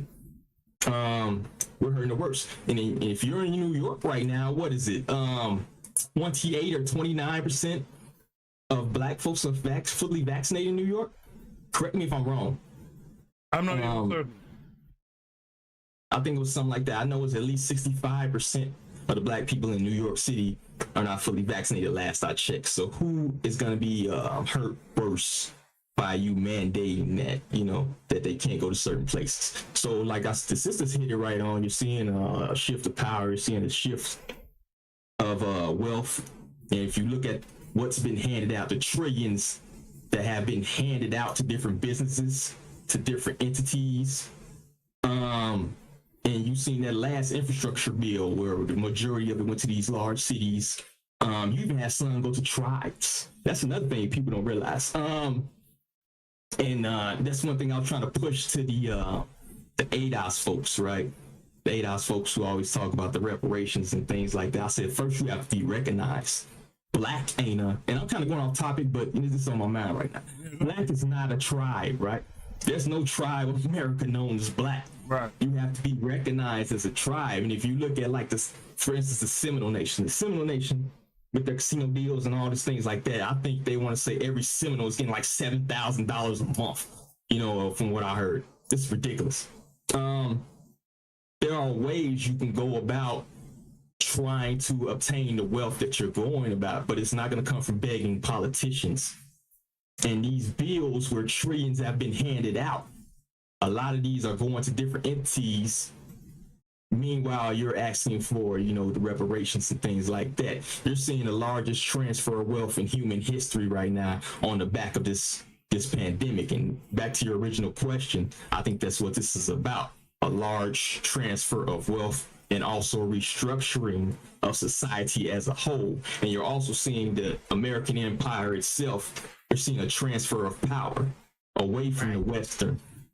You're seeing the transfer of power. China's going to be the center of power coming forward, and they're fully aboard. That's why you're seeing the dollar being tanked. You're at 6% inflation right now. Energy is up 13%. Your gas prices are up, right? They're turning this into a second-class citizen type situation, third world country type situation, where you're seeing global welfare. Everybody's going to be on the same level. So they're trying to change society as a whole, which is why I tell people you need to start to get self-sufficient. You need to learn to cook. Cook your own food. You're going to see food shortages. You're going to see gas prices go even higher. You're going to see these things. You're going to see a lot of crazy things in the next couple of years. And our people need to get on board and learn how to grow your food, Learn how to even treat yourself. That's what I'm saying. These holistic medicines. You need to learn all these things. We are so behind the curve, the bell curve when it comes to these things. And it needs to be pushed. You need to even learn, I would say, fish, learn to hunt. Those things that you shy away from, that you say is for these country white boys, you need to learn to do that. Because it's gonna go down very soon. Right. But you know, that I digress. That's what I got on that. Matron, hold that thought. Let me, since you just touched on that, D-Web, let me put up the next prompt from the Discord for the Shoot the Breeze topic. It's opinion on why store shelves are going bare again. D-Web just kind of touched on some of that, but Matron, do you have an opinion on why you think the store shelves are starting to get bare again? Yeah. First of all, scarcity is orchestrated because it benefits someone. And I'm not trying to be like super conspiracy theorist oriented, but it's true. If you don't think there are enough cows and milk and meat, we've seen the videos of them destroying produce. So if you don't think there are enough resources, you're going to be willing to pay more money for what you see. And they are scaring the crap out of you. But if you were self-sufficient, like my brother just said, this wouldn't bother you. If you had a chicken and a chicken coop in your backyard, or in an area where you could have those types of things, this wouldn't bother you. You can grow with a small box garden everything you need to sustain yourself. Go buy you a couple of bags of rice if you have to, and even those are becoming more scarce. But you can grow a protein. You can grow of all the vegetables and herbs that you need in a small garden. Start tending it now. So in the chat, I see Mchaka97 just said it's a supply chain logjam. And that's why you see in the problem, demand is surpassing supply because of the lack of production during peak lockdown periods. I will co-sign and say, yeah, there's definitely some of that going on as well. The question I want to ask Mchaka, and Mchaka, forgive me, I'm not trying to single you out or whatever, but Mchaka, is it your belief that whatever mainstream media says, it's cool to, you know, you should believe in what mainstream media is saying? Now, I could have been more specific and say, do you believe everything these white folks tell you? But I'll put it the way I put it. And like, are you a person who believes what the mainstream media says? You look it up and you figure out, yeah, what they're saying checks out, except there's no devious acts being carried out, etc. Because and you know, this comes back to D-Web and Revolutionary Matron. You know, we know of a history, you know, earlier it was mentioned that the vaccines are not FDA approved, but we know that, for example, when the Tuskegee experiments were going on in America, that stuff was FDA approved, right? So should it even matter if it's FDA approved when you know that the powers that be carry out these devious activities all the time? D-Web? What was the question again, brother? Sorry about that. It's all right. The question is, we've seen a devious nature to the power structure here, right? In the case of, say, a vaccine being FDA approved, which is what a lot of people are waiting for right now, we've seen in the past where, you know, like, for example, the Tuskegee experiments were FDA approved, right? Other medical hardships were FDA approved, right? In fact, medical apartheid goes on under all the Hippocratic oaths and FDA approvals, all that kind of stuff. Do you believe, I kind of forgot the question now. But what do you say to black folks who have apprehensions based on, you know, the history of like Tuskegee experiments, etc.? What would you say to them? Aside from everything else you talked about, what would you say to those folks in particular? I think you're seeing a lot of cognitive dissonance these days. I think you're seeing a lot of nonsensical type logic going out there.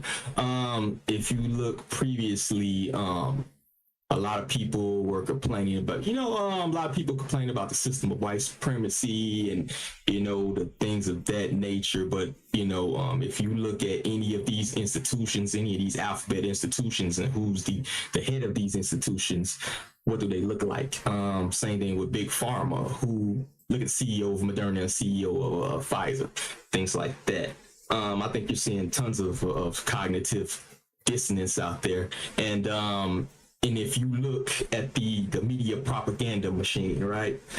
I want to say 5 or 6 companies own 90% of the news media in the United States. Last I checked, right? I think it's 7 or so. So yes, and there are montages you can look up right now on YouTube where a local news station, I'm not talking about the 24/7 news stations, I'm talking about the local news station, the station that's supposed to report the news going on in your specific city.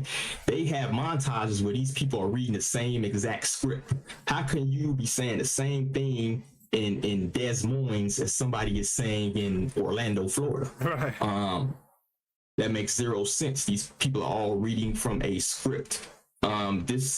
If you look at American propaganda machine, if you know anything about World War II, if you know anything about Goebbels, one of the most efficient propaganda machines in the history of the world was the Nazi propaganda machine. Right. Where do you think a lot of those people went to after World War II?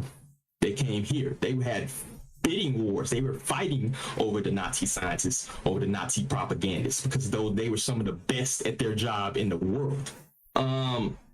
So when you are sitting here watching these news channels, watching these different reports, that's why I say you have to dive into it. And one thing I talked about when I did the interview with Ron and Marie is you have a lot of headline watchers. People don't even read the articles anymore. You had a crazy, I want to say, what was it, Texas, where they reported 3,500 children or something like that in the hospital about by COVID, and then they had a correction, a little blurb. Oh, it was actually 700 something children. That's a big difference. Yeah. We need to start reading things, right? But you also need to see where the source comes from. The source is just as important as any article or anything else you read, particularly as I just hit on the issue of propaganda. And I want to look up something else. I'm gonna get back to you on it, but I want to say Obama signed a bill where it's now legal to present propaganda to the American public. But don't quote me on that. But because I gotta look up a specific bill. I don't want to. You're talking about under Reagan when they got rid of the truth. It was a Truth in Broadcasting Act. Oh no! I know about that one. That's the one where you had to report the even news, right? You had to report both sides, right? That it had to be fair, balanced, and honest. Yeah, I'm talking about a totally different one. And went further because people appealed it, and so I don't know if Obama actually signed something else into the law, but I know that agencies like Fox News went before the Supreme Court trying to say, well, since it doesn't have to be this, can we still call ourselves, Fox News, as we began to spread this propaganda? And that was at least just along those same lines. Like, they've been consistently assaulting our legislative body to present things that are propaganda as news in our psyche. I was just, I was agreeing with you, and I was just taking it back a step further. I got you. That came from that, because that was when they began saying, well, this has to be news, and we don't have to call it news. We don't have to say that it's propaganda. We can call it news because we have the right. It no longer has to be fair and balanced. That is correct. You also had the Telecommunications Act of '96, signed in by Bill Clinton. That's the one that shrunk all of these news stations down. Right. Allowed the big ones to swallow up the smaller ones. So we have to look into that as well. That's part of the problem. So when you are watching these news stations, things, you're watching a highly curated type of deal. And it's so many alternatives out there. It is so many independent journalists and things like that. One of the best worst things, I know it's oxymoron, but one of the best worst things we have right now is the ability between podcasts, between different social medias and things like that, is that you can actually follow people who are about telling the truth or about actually relaying real news to the public. And I would say you need to turn that mainstream news off. It's even reports out there that shows how it increases anxiety. News watchers have increased anxiety, have increased depression and things like that, because their job is to get the clicks, right? Get the people watching tuned in. What's more clickbaity? What's more attractive than gloom and doom, right? And that's what you're gonna see on a lot of these stations. So, I think I answered your question. I hope I did. You know what I mean? In terms of people who rely on the mainstream to get their information, I would say if you're going to watch it, you need to watch it very nuanced, with a very watch it like you will watch something that somebody's trying to sell you something. Like you will watch what's that one very popular where they sell you everything and things like that. Just know they're selling you a script, right? You watch it knowing that you're being propagandized, and then you take that and use that to do your own independent research. That's the way I QVC TV. Yep. There you go. Shopping watch network. CNN like you watch QVC, because they're very close. Yep. Yeah, that's the thing I say is if it's something that interests you, or I dare say scares you, then that's the impetus for you to go and do your own research. I think our community, our people don't do nuance very well. And so you could deceive as a whole, you could deceive our people pretty well, because a lot of our folks aren't going to take the time to go and look in and do a deep dive and understand what's going on. Let me go to the chat room. In the chat room, Daily Affirmation by Pauline said, I read that with the Tuskegee experiment, treatment was being withheld, where now treatment is being provided, and I'll add to that, it's being provided for free. See my comments from earlier about what free is, right? Free. Right? Mchaka 97 says, it's not about trusting mainstream news. I just go and verify information. Understanding the science as well helps with that on my end. Pro-Black perspective refers to Mchaka as Mchaka Lemon, right? Mchaka Dawn Lemon. Okay. Mchaka says, understanding and paying attention to what has been going on with primary sources and secondary sources also helps with this. For example, supply chain issues, employment issues, etc. Mchaka says the pro-Black perspective is hysterical. He says also that entire nation economies were brought to their knees. To say this was all coordinated just wouldn't make sense. So I'll say this about that comment. It's not that it even had to be coordinated. With anything, there's opportunity. So even if it wasn't a coordinated thing, they damn sure found the opportunity to carry out some major transfers of wealth, number one, and number two, they actually aided in wealth creation.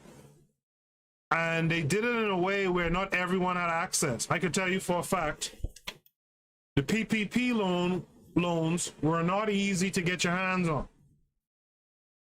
If you were a small businessman or consultancy, and you didn't have good profit loss numbers, you could not get a PPP loan. And you couldn't get it for nothing worth a damn if you did get it. There was a restaurateur What's that restaurant chain? Ruth Chris Steakhouse. They got like 20 million bucks of that PPP money early. And when people looked into it, they said, Ruth Chris, like, that's a big chain all about, right? In Chicago and all kinds of stuff. They looked at it and they was like, these guys don't need that money. And the dudes from Ruth Chris was like, listen, we might not necessarily need that money, but morally speaking, like, he invoked some type of morality. He said it would be wrong for us to return the money. You could go look that up, right? So it definitely, whether it was coordinated or not, which it seems like it wasn't really coordinated, but whatever it was, right? It did come out of a lab, right? Whatever it was, they definitely used the opportunity. And some people was able to make bank, right? Was able to make bank off of the opportunity.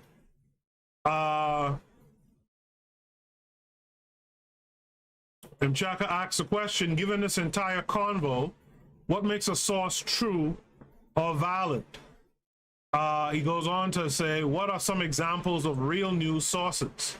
So I'll throw that to you guys in a second. Let me just finish the rest of the comments. The Pro-Black Perspective says, they said erectile dysfunction from COVID. Y'all show everyone getting COVID? Because I ain't trying to get no ED. I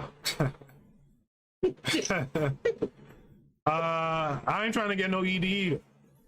But I ain't trying to get no DEAD as well, right? Mchaka says smallpox, polio vaccines were provided free as well because they were a threat to global health. They also took a while to create those vaccines as well. But you guys, real quick before I go on to the last, second to last topic, what do you guys consider true or valid or real news sources? Matron, let's start with you. From my perspective, you really have to look at research produced by institutions. And then even when you read that information, because we don't have any true news sources anymore, you have to read it and you have to understand it in context. That's why on my I'm reading Walker's Appeal to talk about some of the propaganda, how our minds are always co-opted against our own best interests. I was listening to NPR, which is supposed to be basically state-funded. We make the. You're breaking up a little bit. Oh, can you hear me now? I hear you now. Last thing you said was state-funded. NPR state-funded. Oh, right. Yeah, NPR is supposed to be state-funded, worthy news that we pay. And they were talking about, oh, it's awful that they are testing the vaccine on children. And then they're like, no, because it was a live show. They're like, no, I mean, it's a good thing that they're testing it on children to make sure that they can give it to children as young as 2 for the vaccine. And the reality of that is that whatever news source you listen to, Al Jazeera, Israeli Today, PR, any of them, you have to read and listen content with the imperialist. You're breaking up again. Okay. You have to listen with intent as to what the objectives are for that news broadcast. They have other objectives. So you have to find people that are on your side and listen to them. D-Web. By the way, guys, this is D-Web, one of the hosts of one of the hosts of the Harsh Reality Podcast. So make sure you guys go over to the Harsh Reality Podcast, like and subscribe, like the content, subscribe to the channel, click the bell to be notified when they put up new content. Harsh Reality Podcast is also on KWAZ Radio, along with the Pro-Black Perspective, the Bitter Medicine Podcast, and also this is the Revolutionary Matron, right, who also is on KWAZ Radio. So you guys make sure you guys check out the learning curve for the Revolutionary Matron the Harsh Reality Podcast, the Pro Black Perspective, and yours truly. D-Web, you go. Oh, I didn't even know she was family. Hey, what up, fam? I didn't know you was. I've been out the loop for a while. Yeah, excuse. Yeah, she's new. Go ahead. What you say? She's new to the family. Oh, okay. I got your clip and everything. Yeah, you can cycle it on my show. I appreciate it. We're going to collaborate, definitely. But back to the question, what you need to do is you need to go outside. One thing I tried to do was go outside of particularly the U.S. to get news. If it's something that I think is kind of fishy or something I want to research, I get a news source that doesn't really have to have any skin in the game in terms of reporting. You know, if it's something U.S. based, I might go to Sputnik News, see what they say about it. You know, okay. I might go to some other news source that has no kind of incentive. And you also need to compare and contrast, right? You need to, there's sources out there. It's even a site that tell you how biased the article you're reading is. It escapes me the name of the site off the top of my head, but you need to get both sides. And also need to you need to look for independent journalists, independent reporters, like I said, KWAZ. We got some people who, although it's a lot of commentary type based scenario, I know for one, I do my research on things. I'm not going to put anything out there that I haven't at least done some research in, and I have no skin in the game. I'm not making any money. In fact, I ain't paying money to do a lot of the things I do. So I have no incentive to lie to anyone about anything. Either it's something I've done my research on or something I experienced, and I've had a crazy life. So just look for independent journalists. Like I said, the beautiful thing about nowadays is you have podcasts, and they have yet to rein those in, because you can get an independent RSS feed. Go to both sides, right? The easiest way is to go to maybe a left-leaning site and a right-leaning site, and the truth might be in the middle somewhere, and use those critical thinking skills that hopefully God blessed you with to be able to discern something, right? You have to be able to use that, and you say, okay, you're all the way over here, you're all over here. The truth may be somewhere in the middle, so maybe I can discern that. And stop using Google. I know everybody says Google search. There are other search engines out there that go and things like that. When I'm doing research in terms of some things, it's just Google just has a monopoly on it. But what I do with certain things, particularly when it comes to maybe this pandemic research, I put the date for 2019 and prior, right? If I'm looking for medical studies and things like that, I put 2019 prior. Once 2020 hit, right, it is so propagandized at that point that you can't even really find information that you want to do. It's one study that Moderna conducted, in which they did with ferrets, and a lot of the ferrets died with mRNA vaccine. You can't even find that anymore. You have to go to this person's website into a PDF document, because they've wiped out this information so greatly on that search engine. So I would say things like DuckDuckGo, it's another one too, I can't think of the name of it, but try to use Google as least as you can. And once again, critical thinking, baby. And try to find a first-hand source. Once again, we have things like Twitter, we have things like Facebook, we have things like Instagram. You could actually talk to people who are in these areas. I know you had a big thing about Afghanistan recently, and withdrawal of troops and things that's going to go on. I've been to Afghanistan. I can tell you if, ands, what's, buts, abouts, everything about the area. What's going on, how the population is mostly illiterate and couldn't find the U.S. on the map, and things like that. So we live in an age where information is instant. We can talk to anybody across the globe. Start to build a trusted circle. Start to reach out to people in different areas. Reach out to people on the continent, see what's going on in terms of their COVID rates. You can talk to people and compare and contrast those notes. So you just have to do some work nowadays. You can get information, you can get news. You just have to do the work for it, and which makes it more satisfying when you find out something that, maybe other people don't know and you can pass on. So that's things we need. We need independent researchers who can go out there and reach out and actually do the work to get the true information. The Pro Black Perspective's favorite search engine is Lycos and Alta Vista, apparently. I heard him talking about Lycos this week. I haven't heard about Lycos since about 99, maybe. But to answer that question, I'll say this.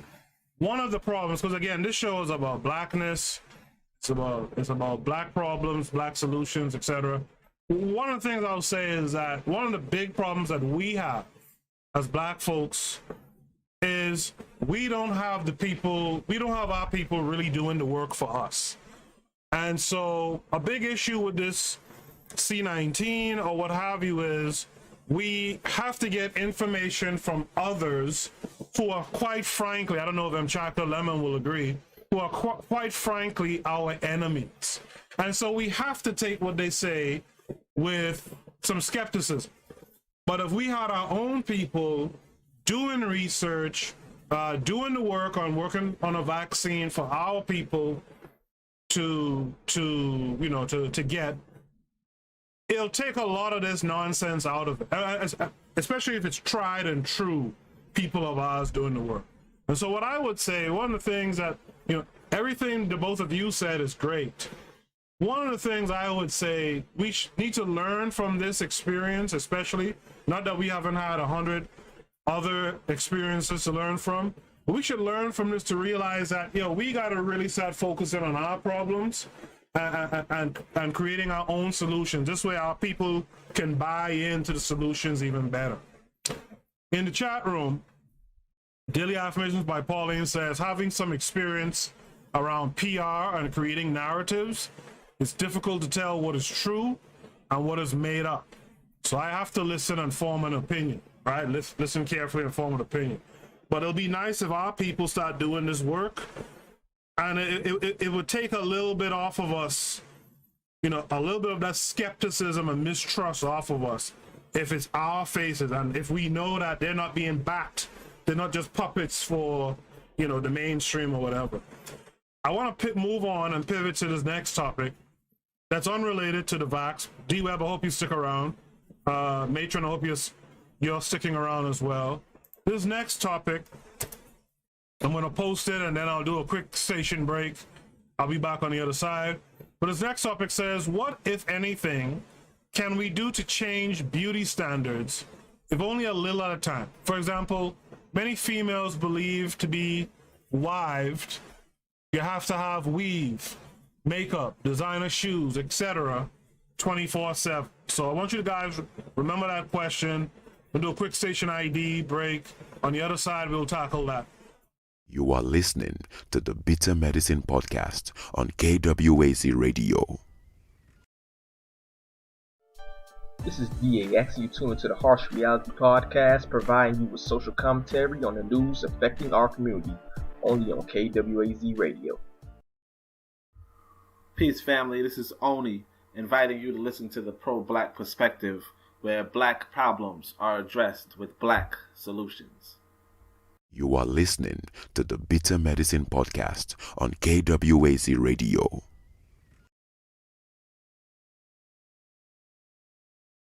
And also check out the Revolutionary Matron show as well. All right. So this new topic, what, if anything, can we do to change beauty standards, if only a little at a time?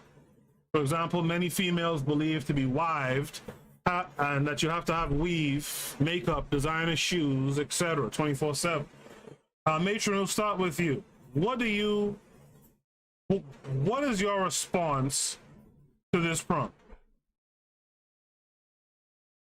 Well, the first thing I would say is this. We have our own idea of what attractive and what is outside of the paradigm and the image that we give them. So we have to go back to what is beautiful in your most African self, mom.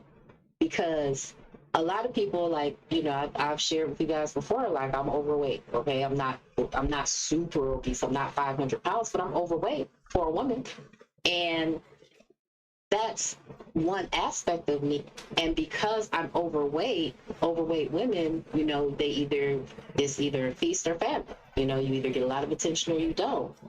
And so you have to begin to establish within your African self what is the standard of beauty that you individually identify with. We need more positive images. I know KW7, I believe, is our photographer, and he produces a lot of quality, beautiful images of Black women in different states and phases.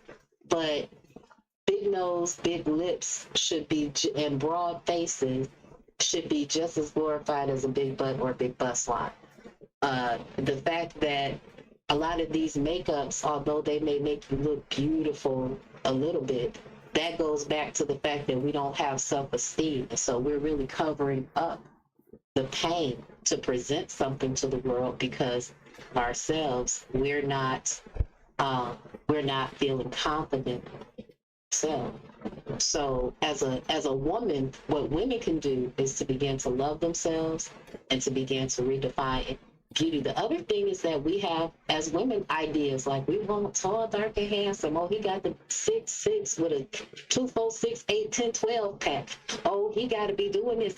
We have to talk honestly to ourselves. And this is one of the reasons why the question about Pan-African coaching and counseling, adult education, why those things are important. Yeah, I'm not sure if KW Dawn is also a photographer, but I know Kevin Carre 42, who's often here, he's a photographer. Oh. He has the beauty of the Black woman. You guys can look up NYC Beauties. You could also look up NYC Beauties and find images that he's taken on that site, on that YouTube channel as well. Dorico Cooper Photography is also a photographer who's around here often. So yeah, D-Web, what do you have to say to that? Turn off the damn TV. We all know the media perpetuates self-hate, man. That's part of what they do. That's part of what we spoke on earlier in terms of the propaganda. If you look even as recently as the 90s, right? What was mainstream beauty standards was not what we was going for in the hood, right? We had the big butts, the big lips, you know what I'm saying? That black glowing skin, and you know what I'm saying? That was our own stuff, right? That was something we liked, right? Yeah. And what happened is they got co-opted, right? You had people take this thing, non-black people take these standards that was our own in the hood, right? That was our own in the Black community, right?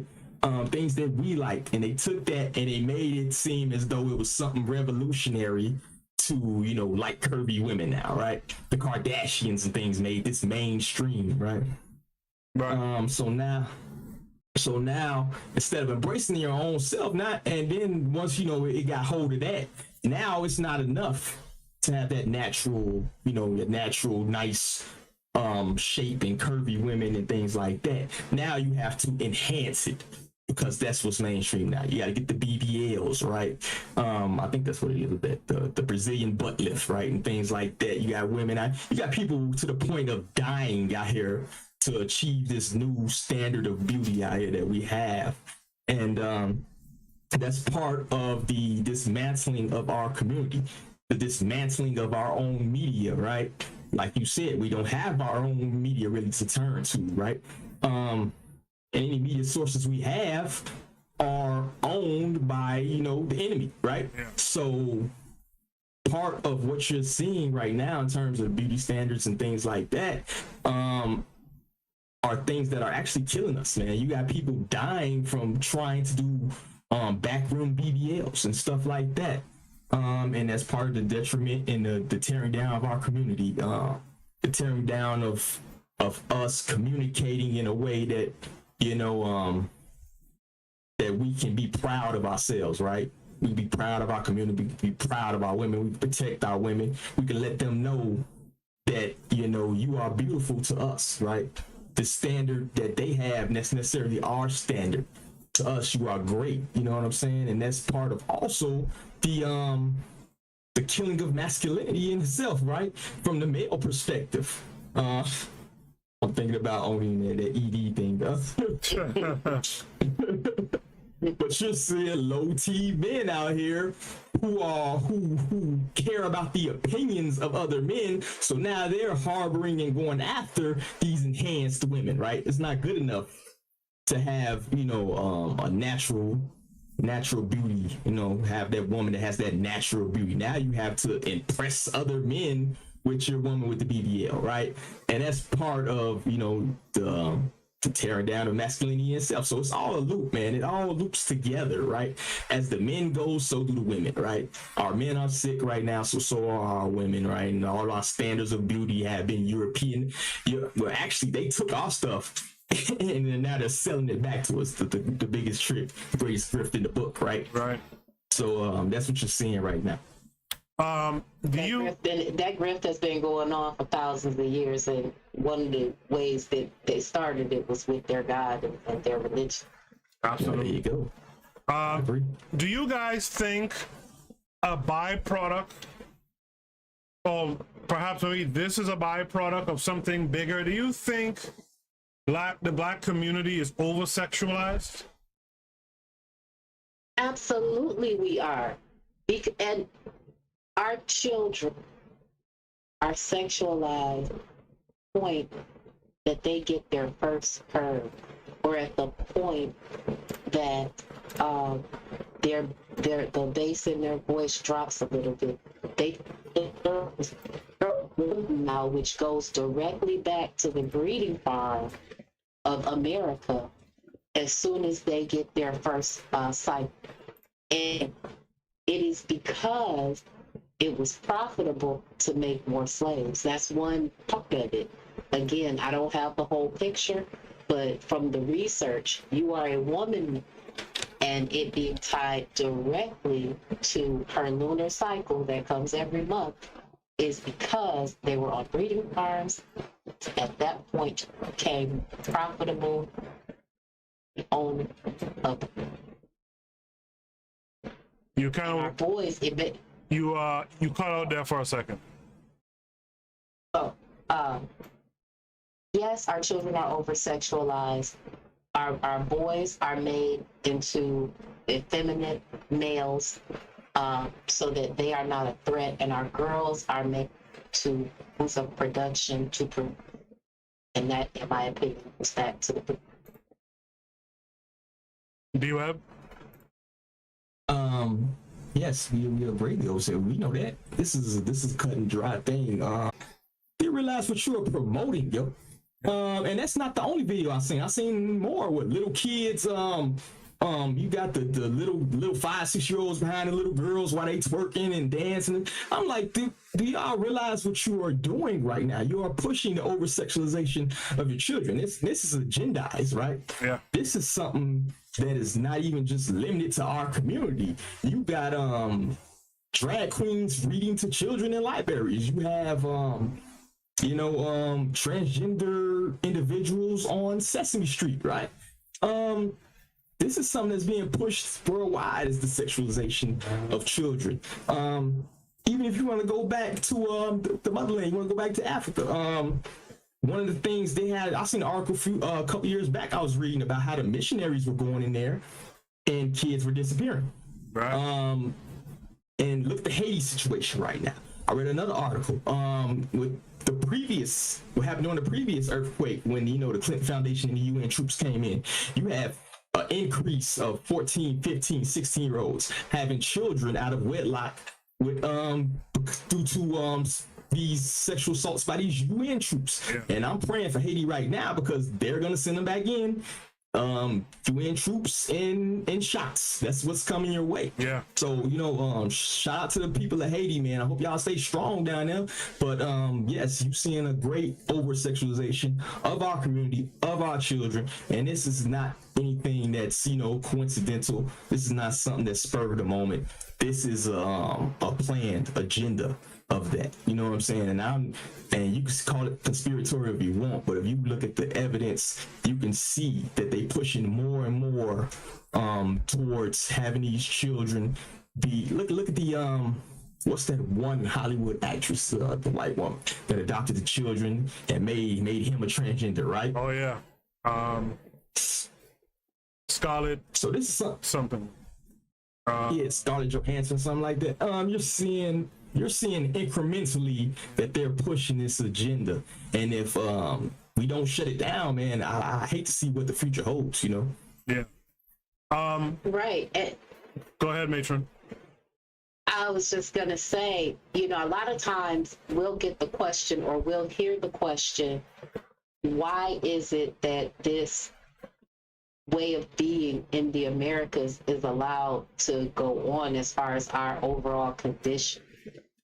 And one of the things that D-Web said and that you kind of hit on the head is that they are going in and they're pregnating children to populate the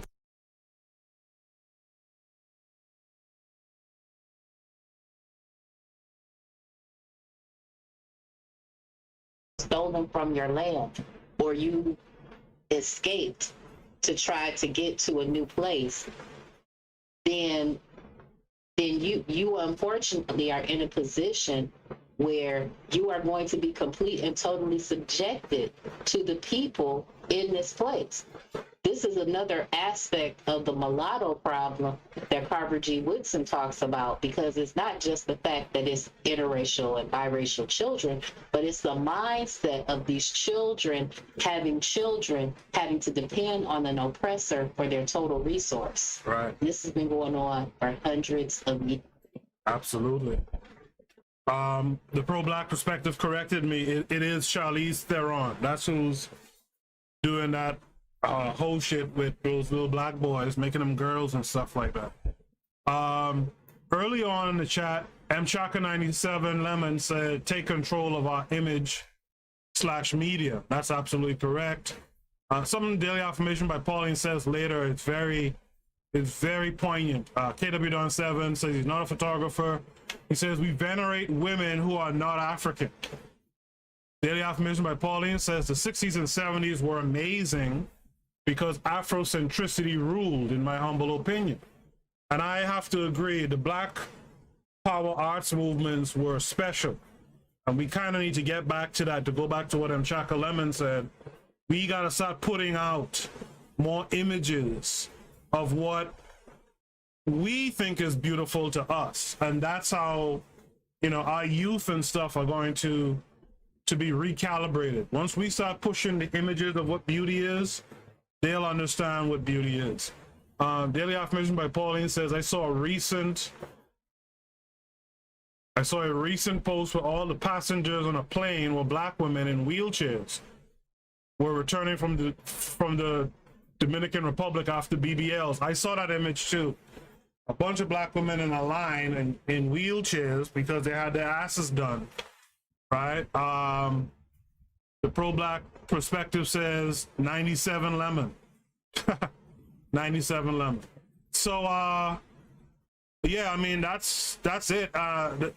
You know, the thing that ultimately becomes the answer with a lot of these questions is black folks gotta do shit. We gotta stop sitting back letting others do stuff around us. We have to do stuff just to counter what's going on around us. You know what I mean? So that's my ultimate answer to that question. Do stuff. Stop sitting down. Like I saw someone ask this question the other day that echoes a Only to Say question. What black work have you done? Like in fact, it might have been the matron who was talking about this. Like every day you wake up, you're supposed to ask a question. What am I going to do today to create this black nation, this black power? I see daily affirmations by Pauline and pro-black perspective are saying like the audio is like cutting out. To be honest with y'all, family, this YouTube stuff, you guys know this by now, especially with these Saturday Night Shoot the Breeze topics. YouTube does some weird stuff. I've been looking at the concurrent views for this video, and it hasn't moved. It said like 3 people, when like 4 or 5 people in the chat room alone were talking. So YouTube will do that. Like I told you guys, I also have the Discord open. The voice channel is on. You guys can hop in the voice channel, listen to the show there as well, and then like the video after the video post. This way we can at least get those likes, and etc. Hopefully you guys can hear this last prompt. This is the last prompt for the night. It's an interesting one. I saw this today on Twitter, and I thought this would be a good prompt to bring to the group. Can you guys in the chat room hear me right now? I thought this would be a good prompt to bring to the table. As D-Web just touched on, he touched on Haiti, interestingly enough. Touched on the not recent, but the earthquake that happened earlier today, right? And he talked about what's going to happen. I mean, history is knowledge. My grandfather always said, history teaches knowledge, right? We know from what happened the last time, what was that, 2010? What happened then? We know what's going to happen again. And someone on Twitter today, Esteban Lucimi, yeah, I'm calling names, he said, and in fact, let me post it in the chat for you guys.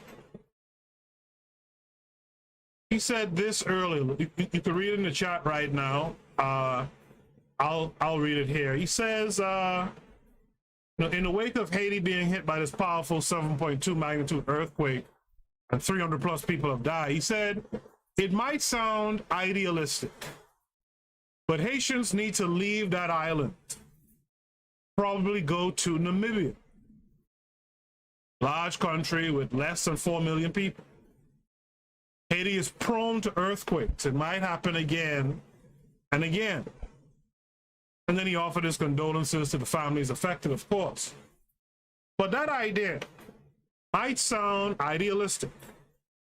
But Haitians need to leave that island and probably go to Namibia, which is a large country with less than 4 million people. Haiti is prone to earthquakes. It might happen again and again. What are your guys' take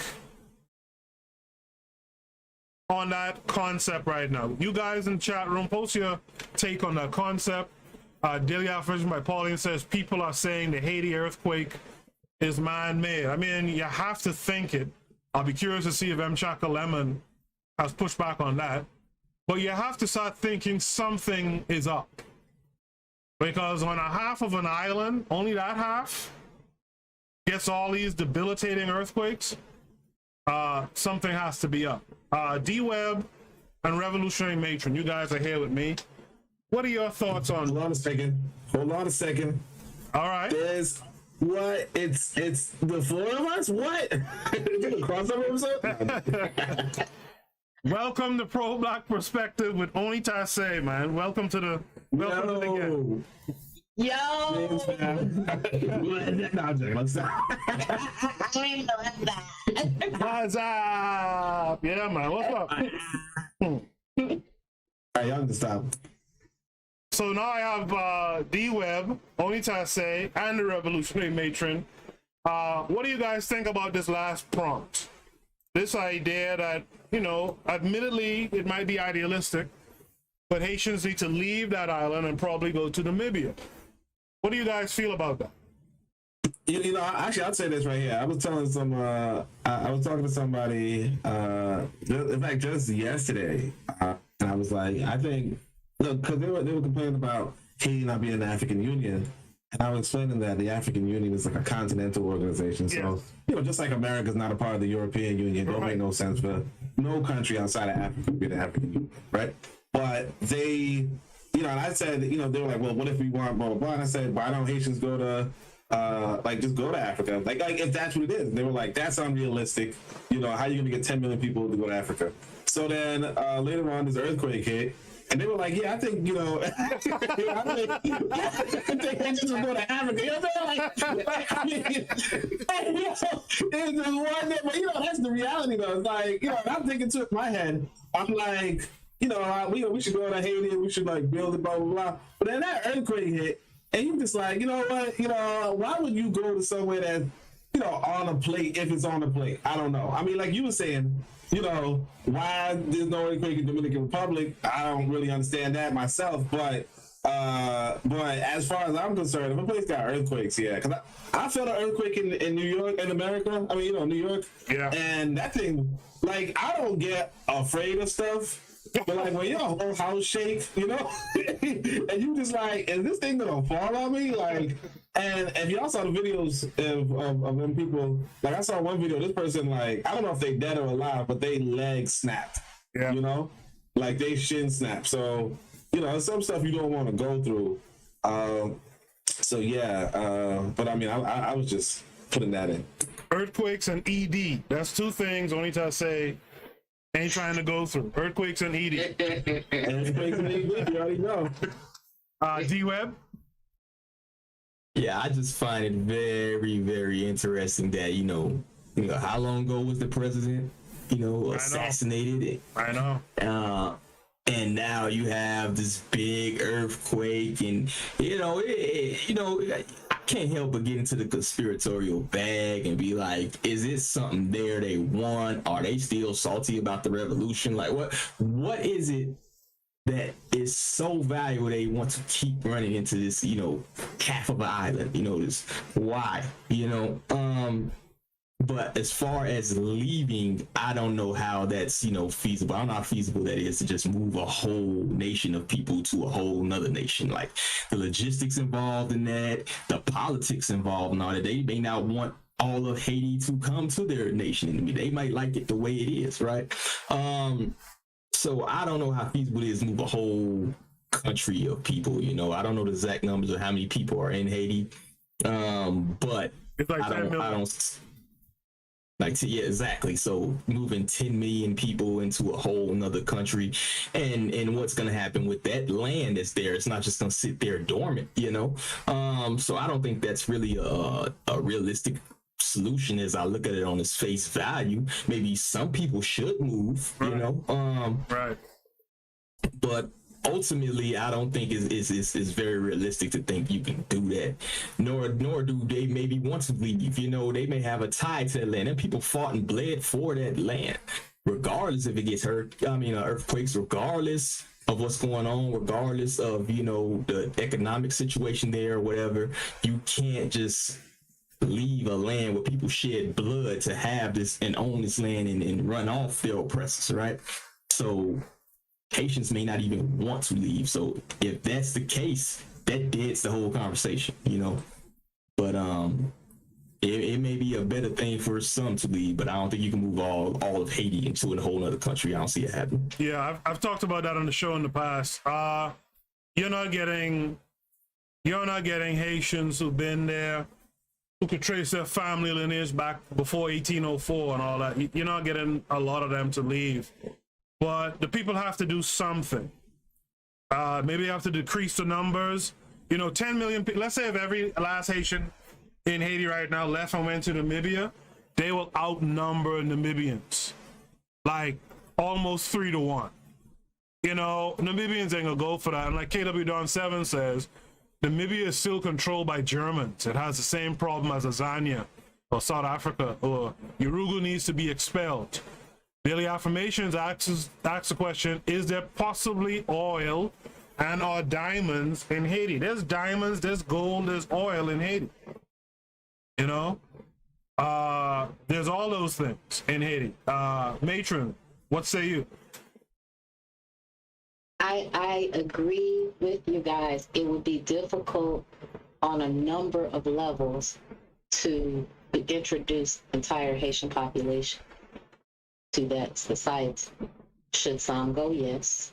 Should they begin to foster a different long-term plan? You guys know I stress planning for at least 5 generations ahead. Yeah. What are people who are your age in 150 years supposed to be? What are they supposed to be?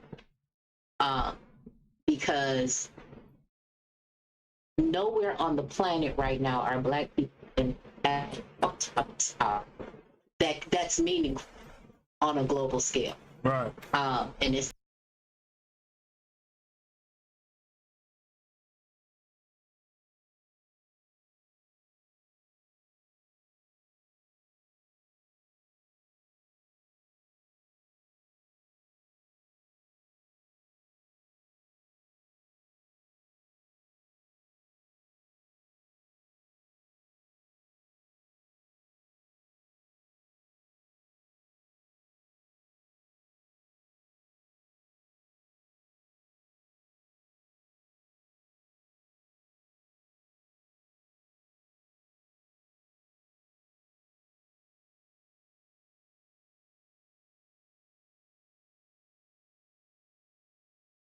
Right. A lot of people that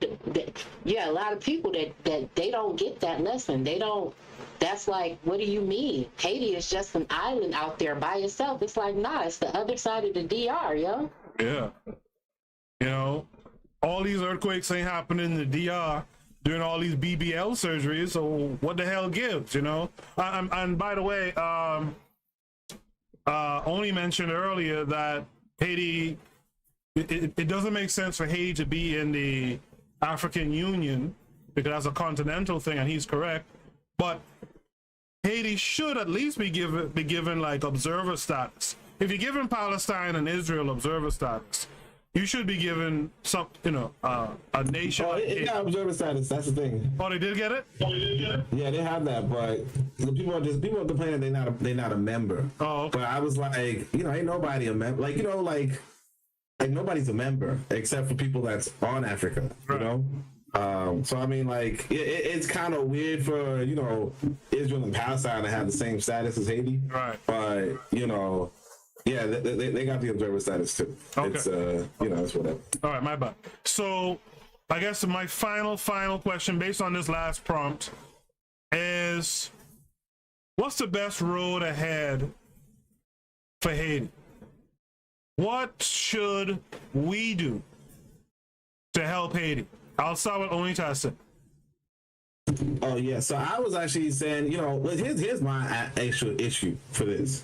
11 years ago, big earthquake, yeah. Right? 7.0. This one's bigger, yeah. Right? But you know, they were talking about building homes.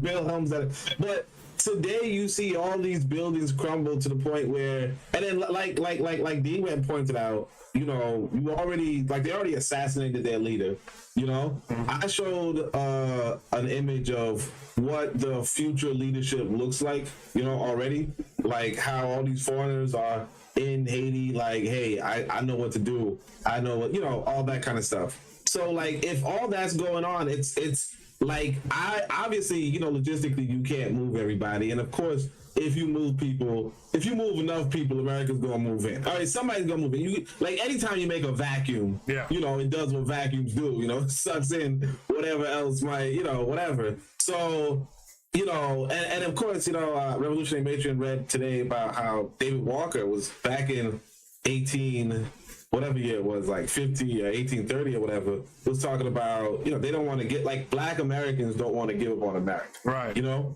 Even though, you know, what's going on to Black Americans. So damn sure a lot of Haitians ain't trying to give up on Haiti when they, like, butchered the French, you know, to be there.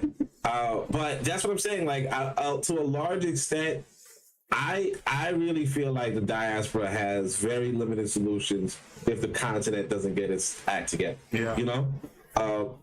Everything is much better. Like, things seem like they're reasonable, or things seem that they can work when the continent gets their act together. You know? Yeah. Like, I could, like I remember seeing a video of this Chinaman, like this Chinese man just, like, speeding. You know, he was speeding down whatever road, and then he finally gets stopped, and the police just let him off. And Black folk were like, "Yo, how could you do that?" But it's like, real talk, like, you ain't trying to beef with no China over this guy, because, you know, the Chinese man gonna say, "Oh, I didn't know this was on a super highway or whatever." You know, like, you ain't trying to get no beef with China. That's one of the things that we in the diaspora really need. So I don't think everybody should move. I don't know if a lot of people should move, but I think some people should move in order to get something going on in Africa, so that, you know, you have that dual citizenship, and you can call back and be like, "Oh, I'm part of this nation right here," you know? Because I mean, that's the one example I'm gonna say that, you know, a lot of us saw that viral video once upon a time of that dude claiming to be a Moor and to the police, and he's just shouting to the police, doing all this arguing, and then finally the police just let him off. And it's kind of confusing, kind of a head scratching, but on the real, like, if you have some sort of foreign status for real, you can, like, exploit it. Because I would say for this, like, if I'm going, like, when I intend to go to an African country, you know, they probably do a lot of stuff to people. Yeah. But I might just put out my American passport, real talk. You know, I I'll be like, yo, they know me down at the U.S. Embassy, you know, like, because I know they ain't messing with. Yeah. I mean, I think they don't mess with Americans like that, you know. So I mean, I think that's what like that's a real thing. If you really got some international backing, some international pull, a lot of people on the local level ain't trying to mess with you. Yeah. You know? Mm-hmm. So I think, I real talk, I think the solution for Haiti is for a lot of us to, you know, go back to Africa and try to get something popping there. And then when that's popping, then like everybody gonna eat. You know what I mean? Right. That's what I think. All right. That's cool. Thanks for that.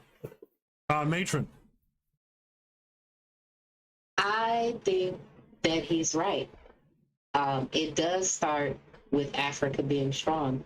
My feeling is that if there's no strong Africa, there can be no Africa. And international backing is a lot. They say if they did something to one of us, and it's like, oh no, they coming after, not just small country, the continent's coming after you. Like they attack the continent brought back to a country. An African, we would have a different status on this.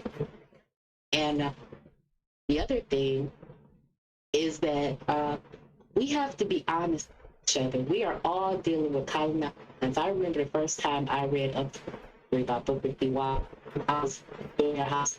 I didn't have context, and I didn't like a lot of the things that he said, and I criticized it a lot.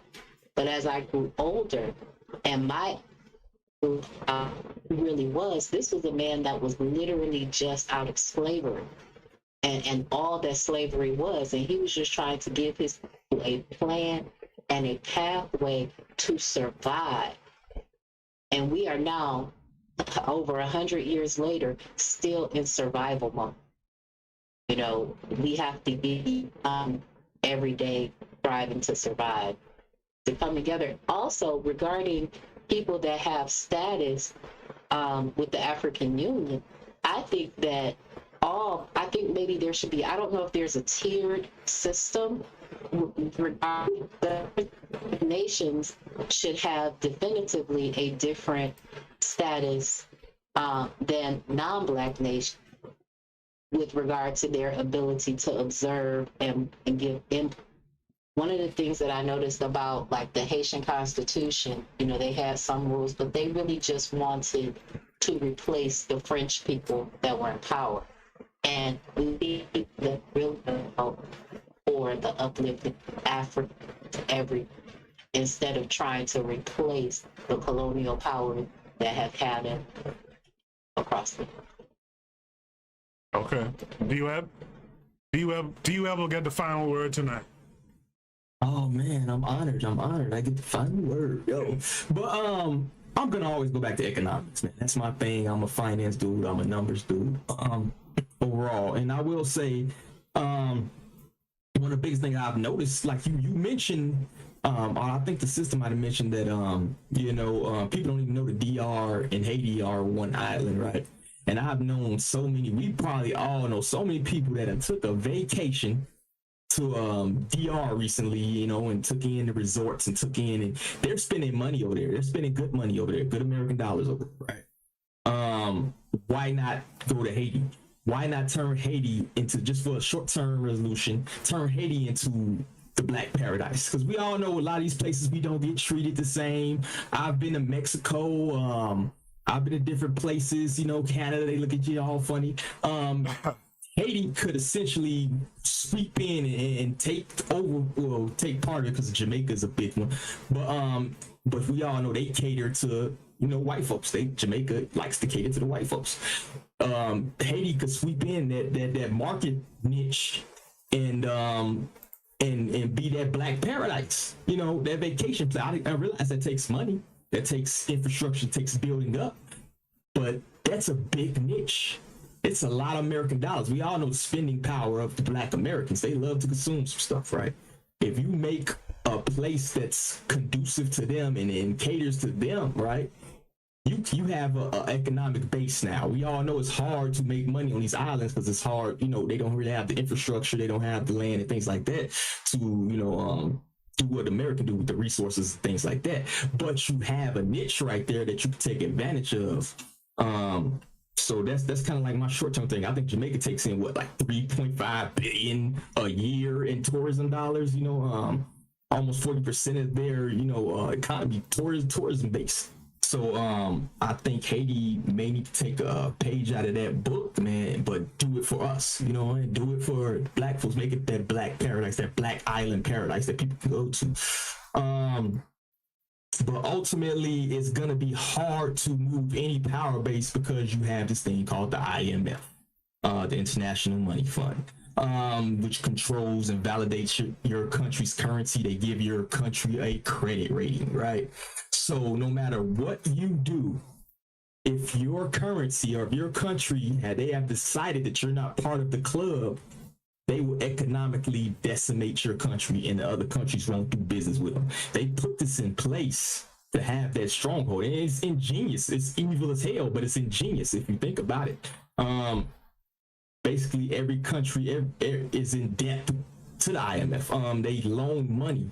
That's why they're able to get countries to do things like implement, their shot program, or implement things, or population reduction, or implement, abortion protocols to get these numbers. Part of what they want to do is reduce population in Africa. If you look at the numbers, and I don't want to get too off base or whatever, but this has to do with Haiti too. Any Black country, is that your currency is not controlled by other Black folks. That in itself is going to lead to detrimental results in terms of trying to build a power base. So you have to solve that enigma. I don't have the answer to that one, because it is deep, you know what I'm saying? But it's all economic based. The world runs on economics, it runs on money and wealth and power. And they always make the notion that Africa has the most resources in the world, which it does, but they don't have the most factories in the world to refine those resources.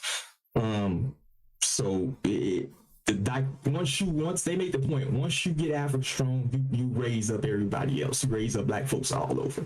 So and that includes places like Haiti, places like Jamaica, places like Barbados and things like that. So that's the question you need to resolve. But short term, like I said, I think Haiti needs to turn itself, if it can, turn itself into that Black paradise. Get those tourism dollars, rake it in. Take advantage of the overconsumption we love to do. And Black people itself need to stop going to the DR, stop going to, I want to go to London. Go to Haiti, man. Spend your money in Haiti. Absolutely, man. I appreciate that. Hey, I want to remind everyone listening, check out all the other shows. You got representatives from every show. Check out D-Web and the Harsh Reality Podcast with El Miguel. Check out the Revolutionary Matrons show, The Learning Curve. Check out the Pro-Black Perspective with Bonita says. As a matter of fact, he'll be on live in about 12 hours. And Matron will be on a couple hours after that at 3 p.m. Eastern Standard Time. So make sure to check out those shows, man. It was a pleasure having you on. It was a impromptu crossover show, but even still, it went over well. I appreciate you guys hopping on with me for Shoot the Breeze. You're invited to come back. I know Matron and Pro Black Perspective are always in the chat for Shoot the Breeze. D-Web, you're invited to come through, hop in on the voice channel, and we could tackle some of these topics together. I'll be back again next Saturday for Shoot the Breeze.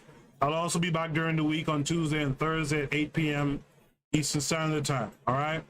Well, again, thanks to you guys. Thanks to you guys in the chat room. Daily Affirmations by Pauline, KW Dawn 7, Sponsor Pro Black Perspective, M. Chaka, 97 Lemon. And if I missed anyone, my apologies, but thank you all for being here. All right, guys, until next time, this has been another Shoot the Breeze episode. I'll see you guys next week. All right, peace.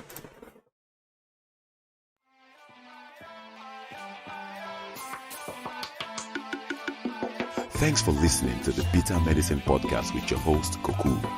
If you like what you just heard, we hope you pass along our web address, bittermedicineblogs.com, to your friends and colleagues, and share our show to all your social media. Be sure to check out our archive section on our website for previous podcasts. This has been a KWAZ radio production. Join us next time for another session of the Bitter Medicine Podcast. Follow us on Facebook at Bitter Medicine Show, Twitter, Bitter Meds, Tumblr, Bitter Meds, Instagram, Bitter Medicine.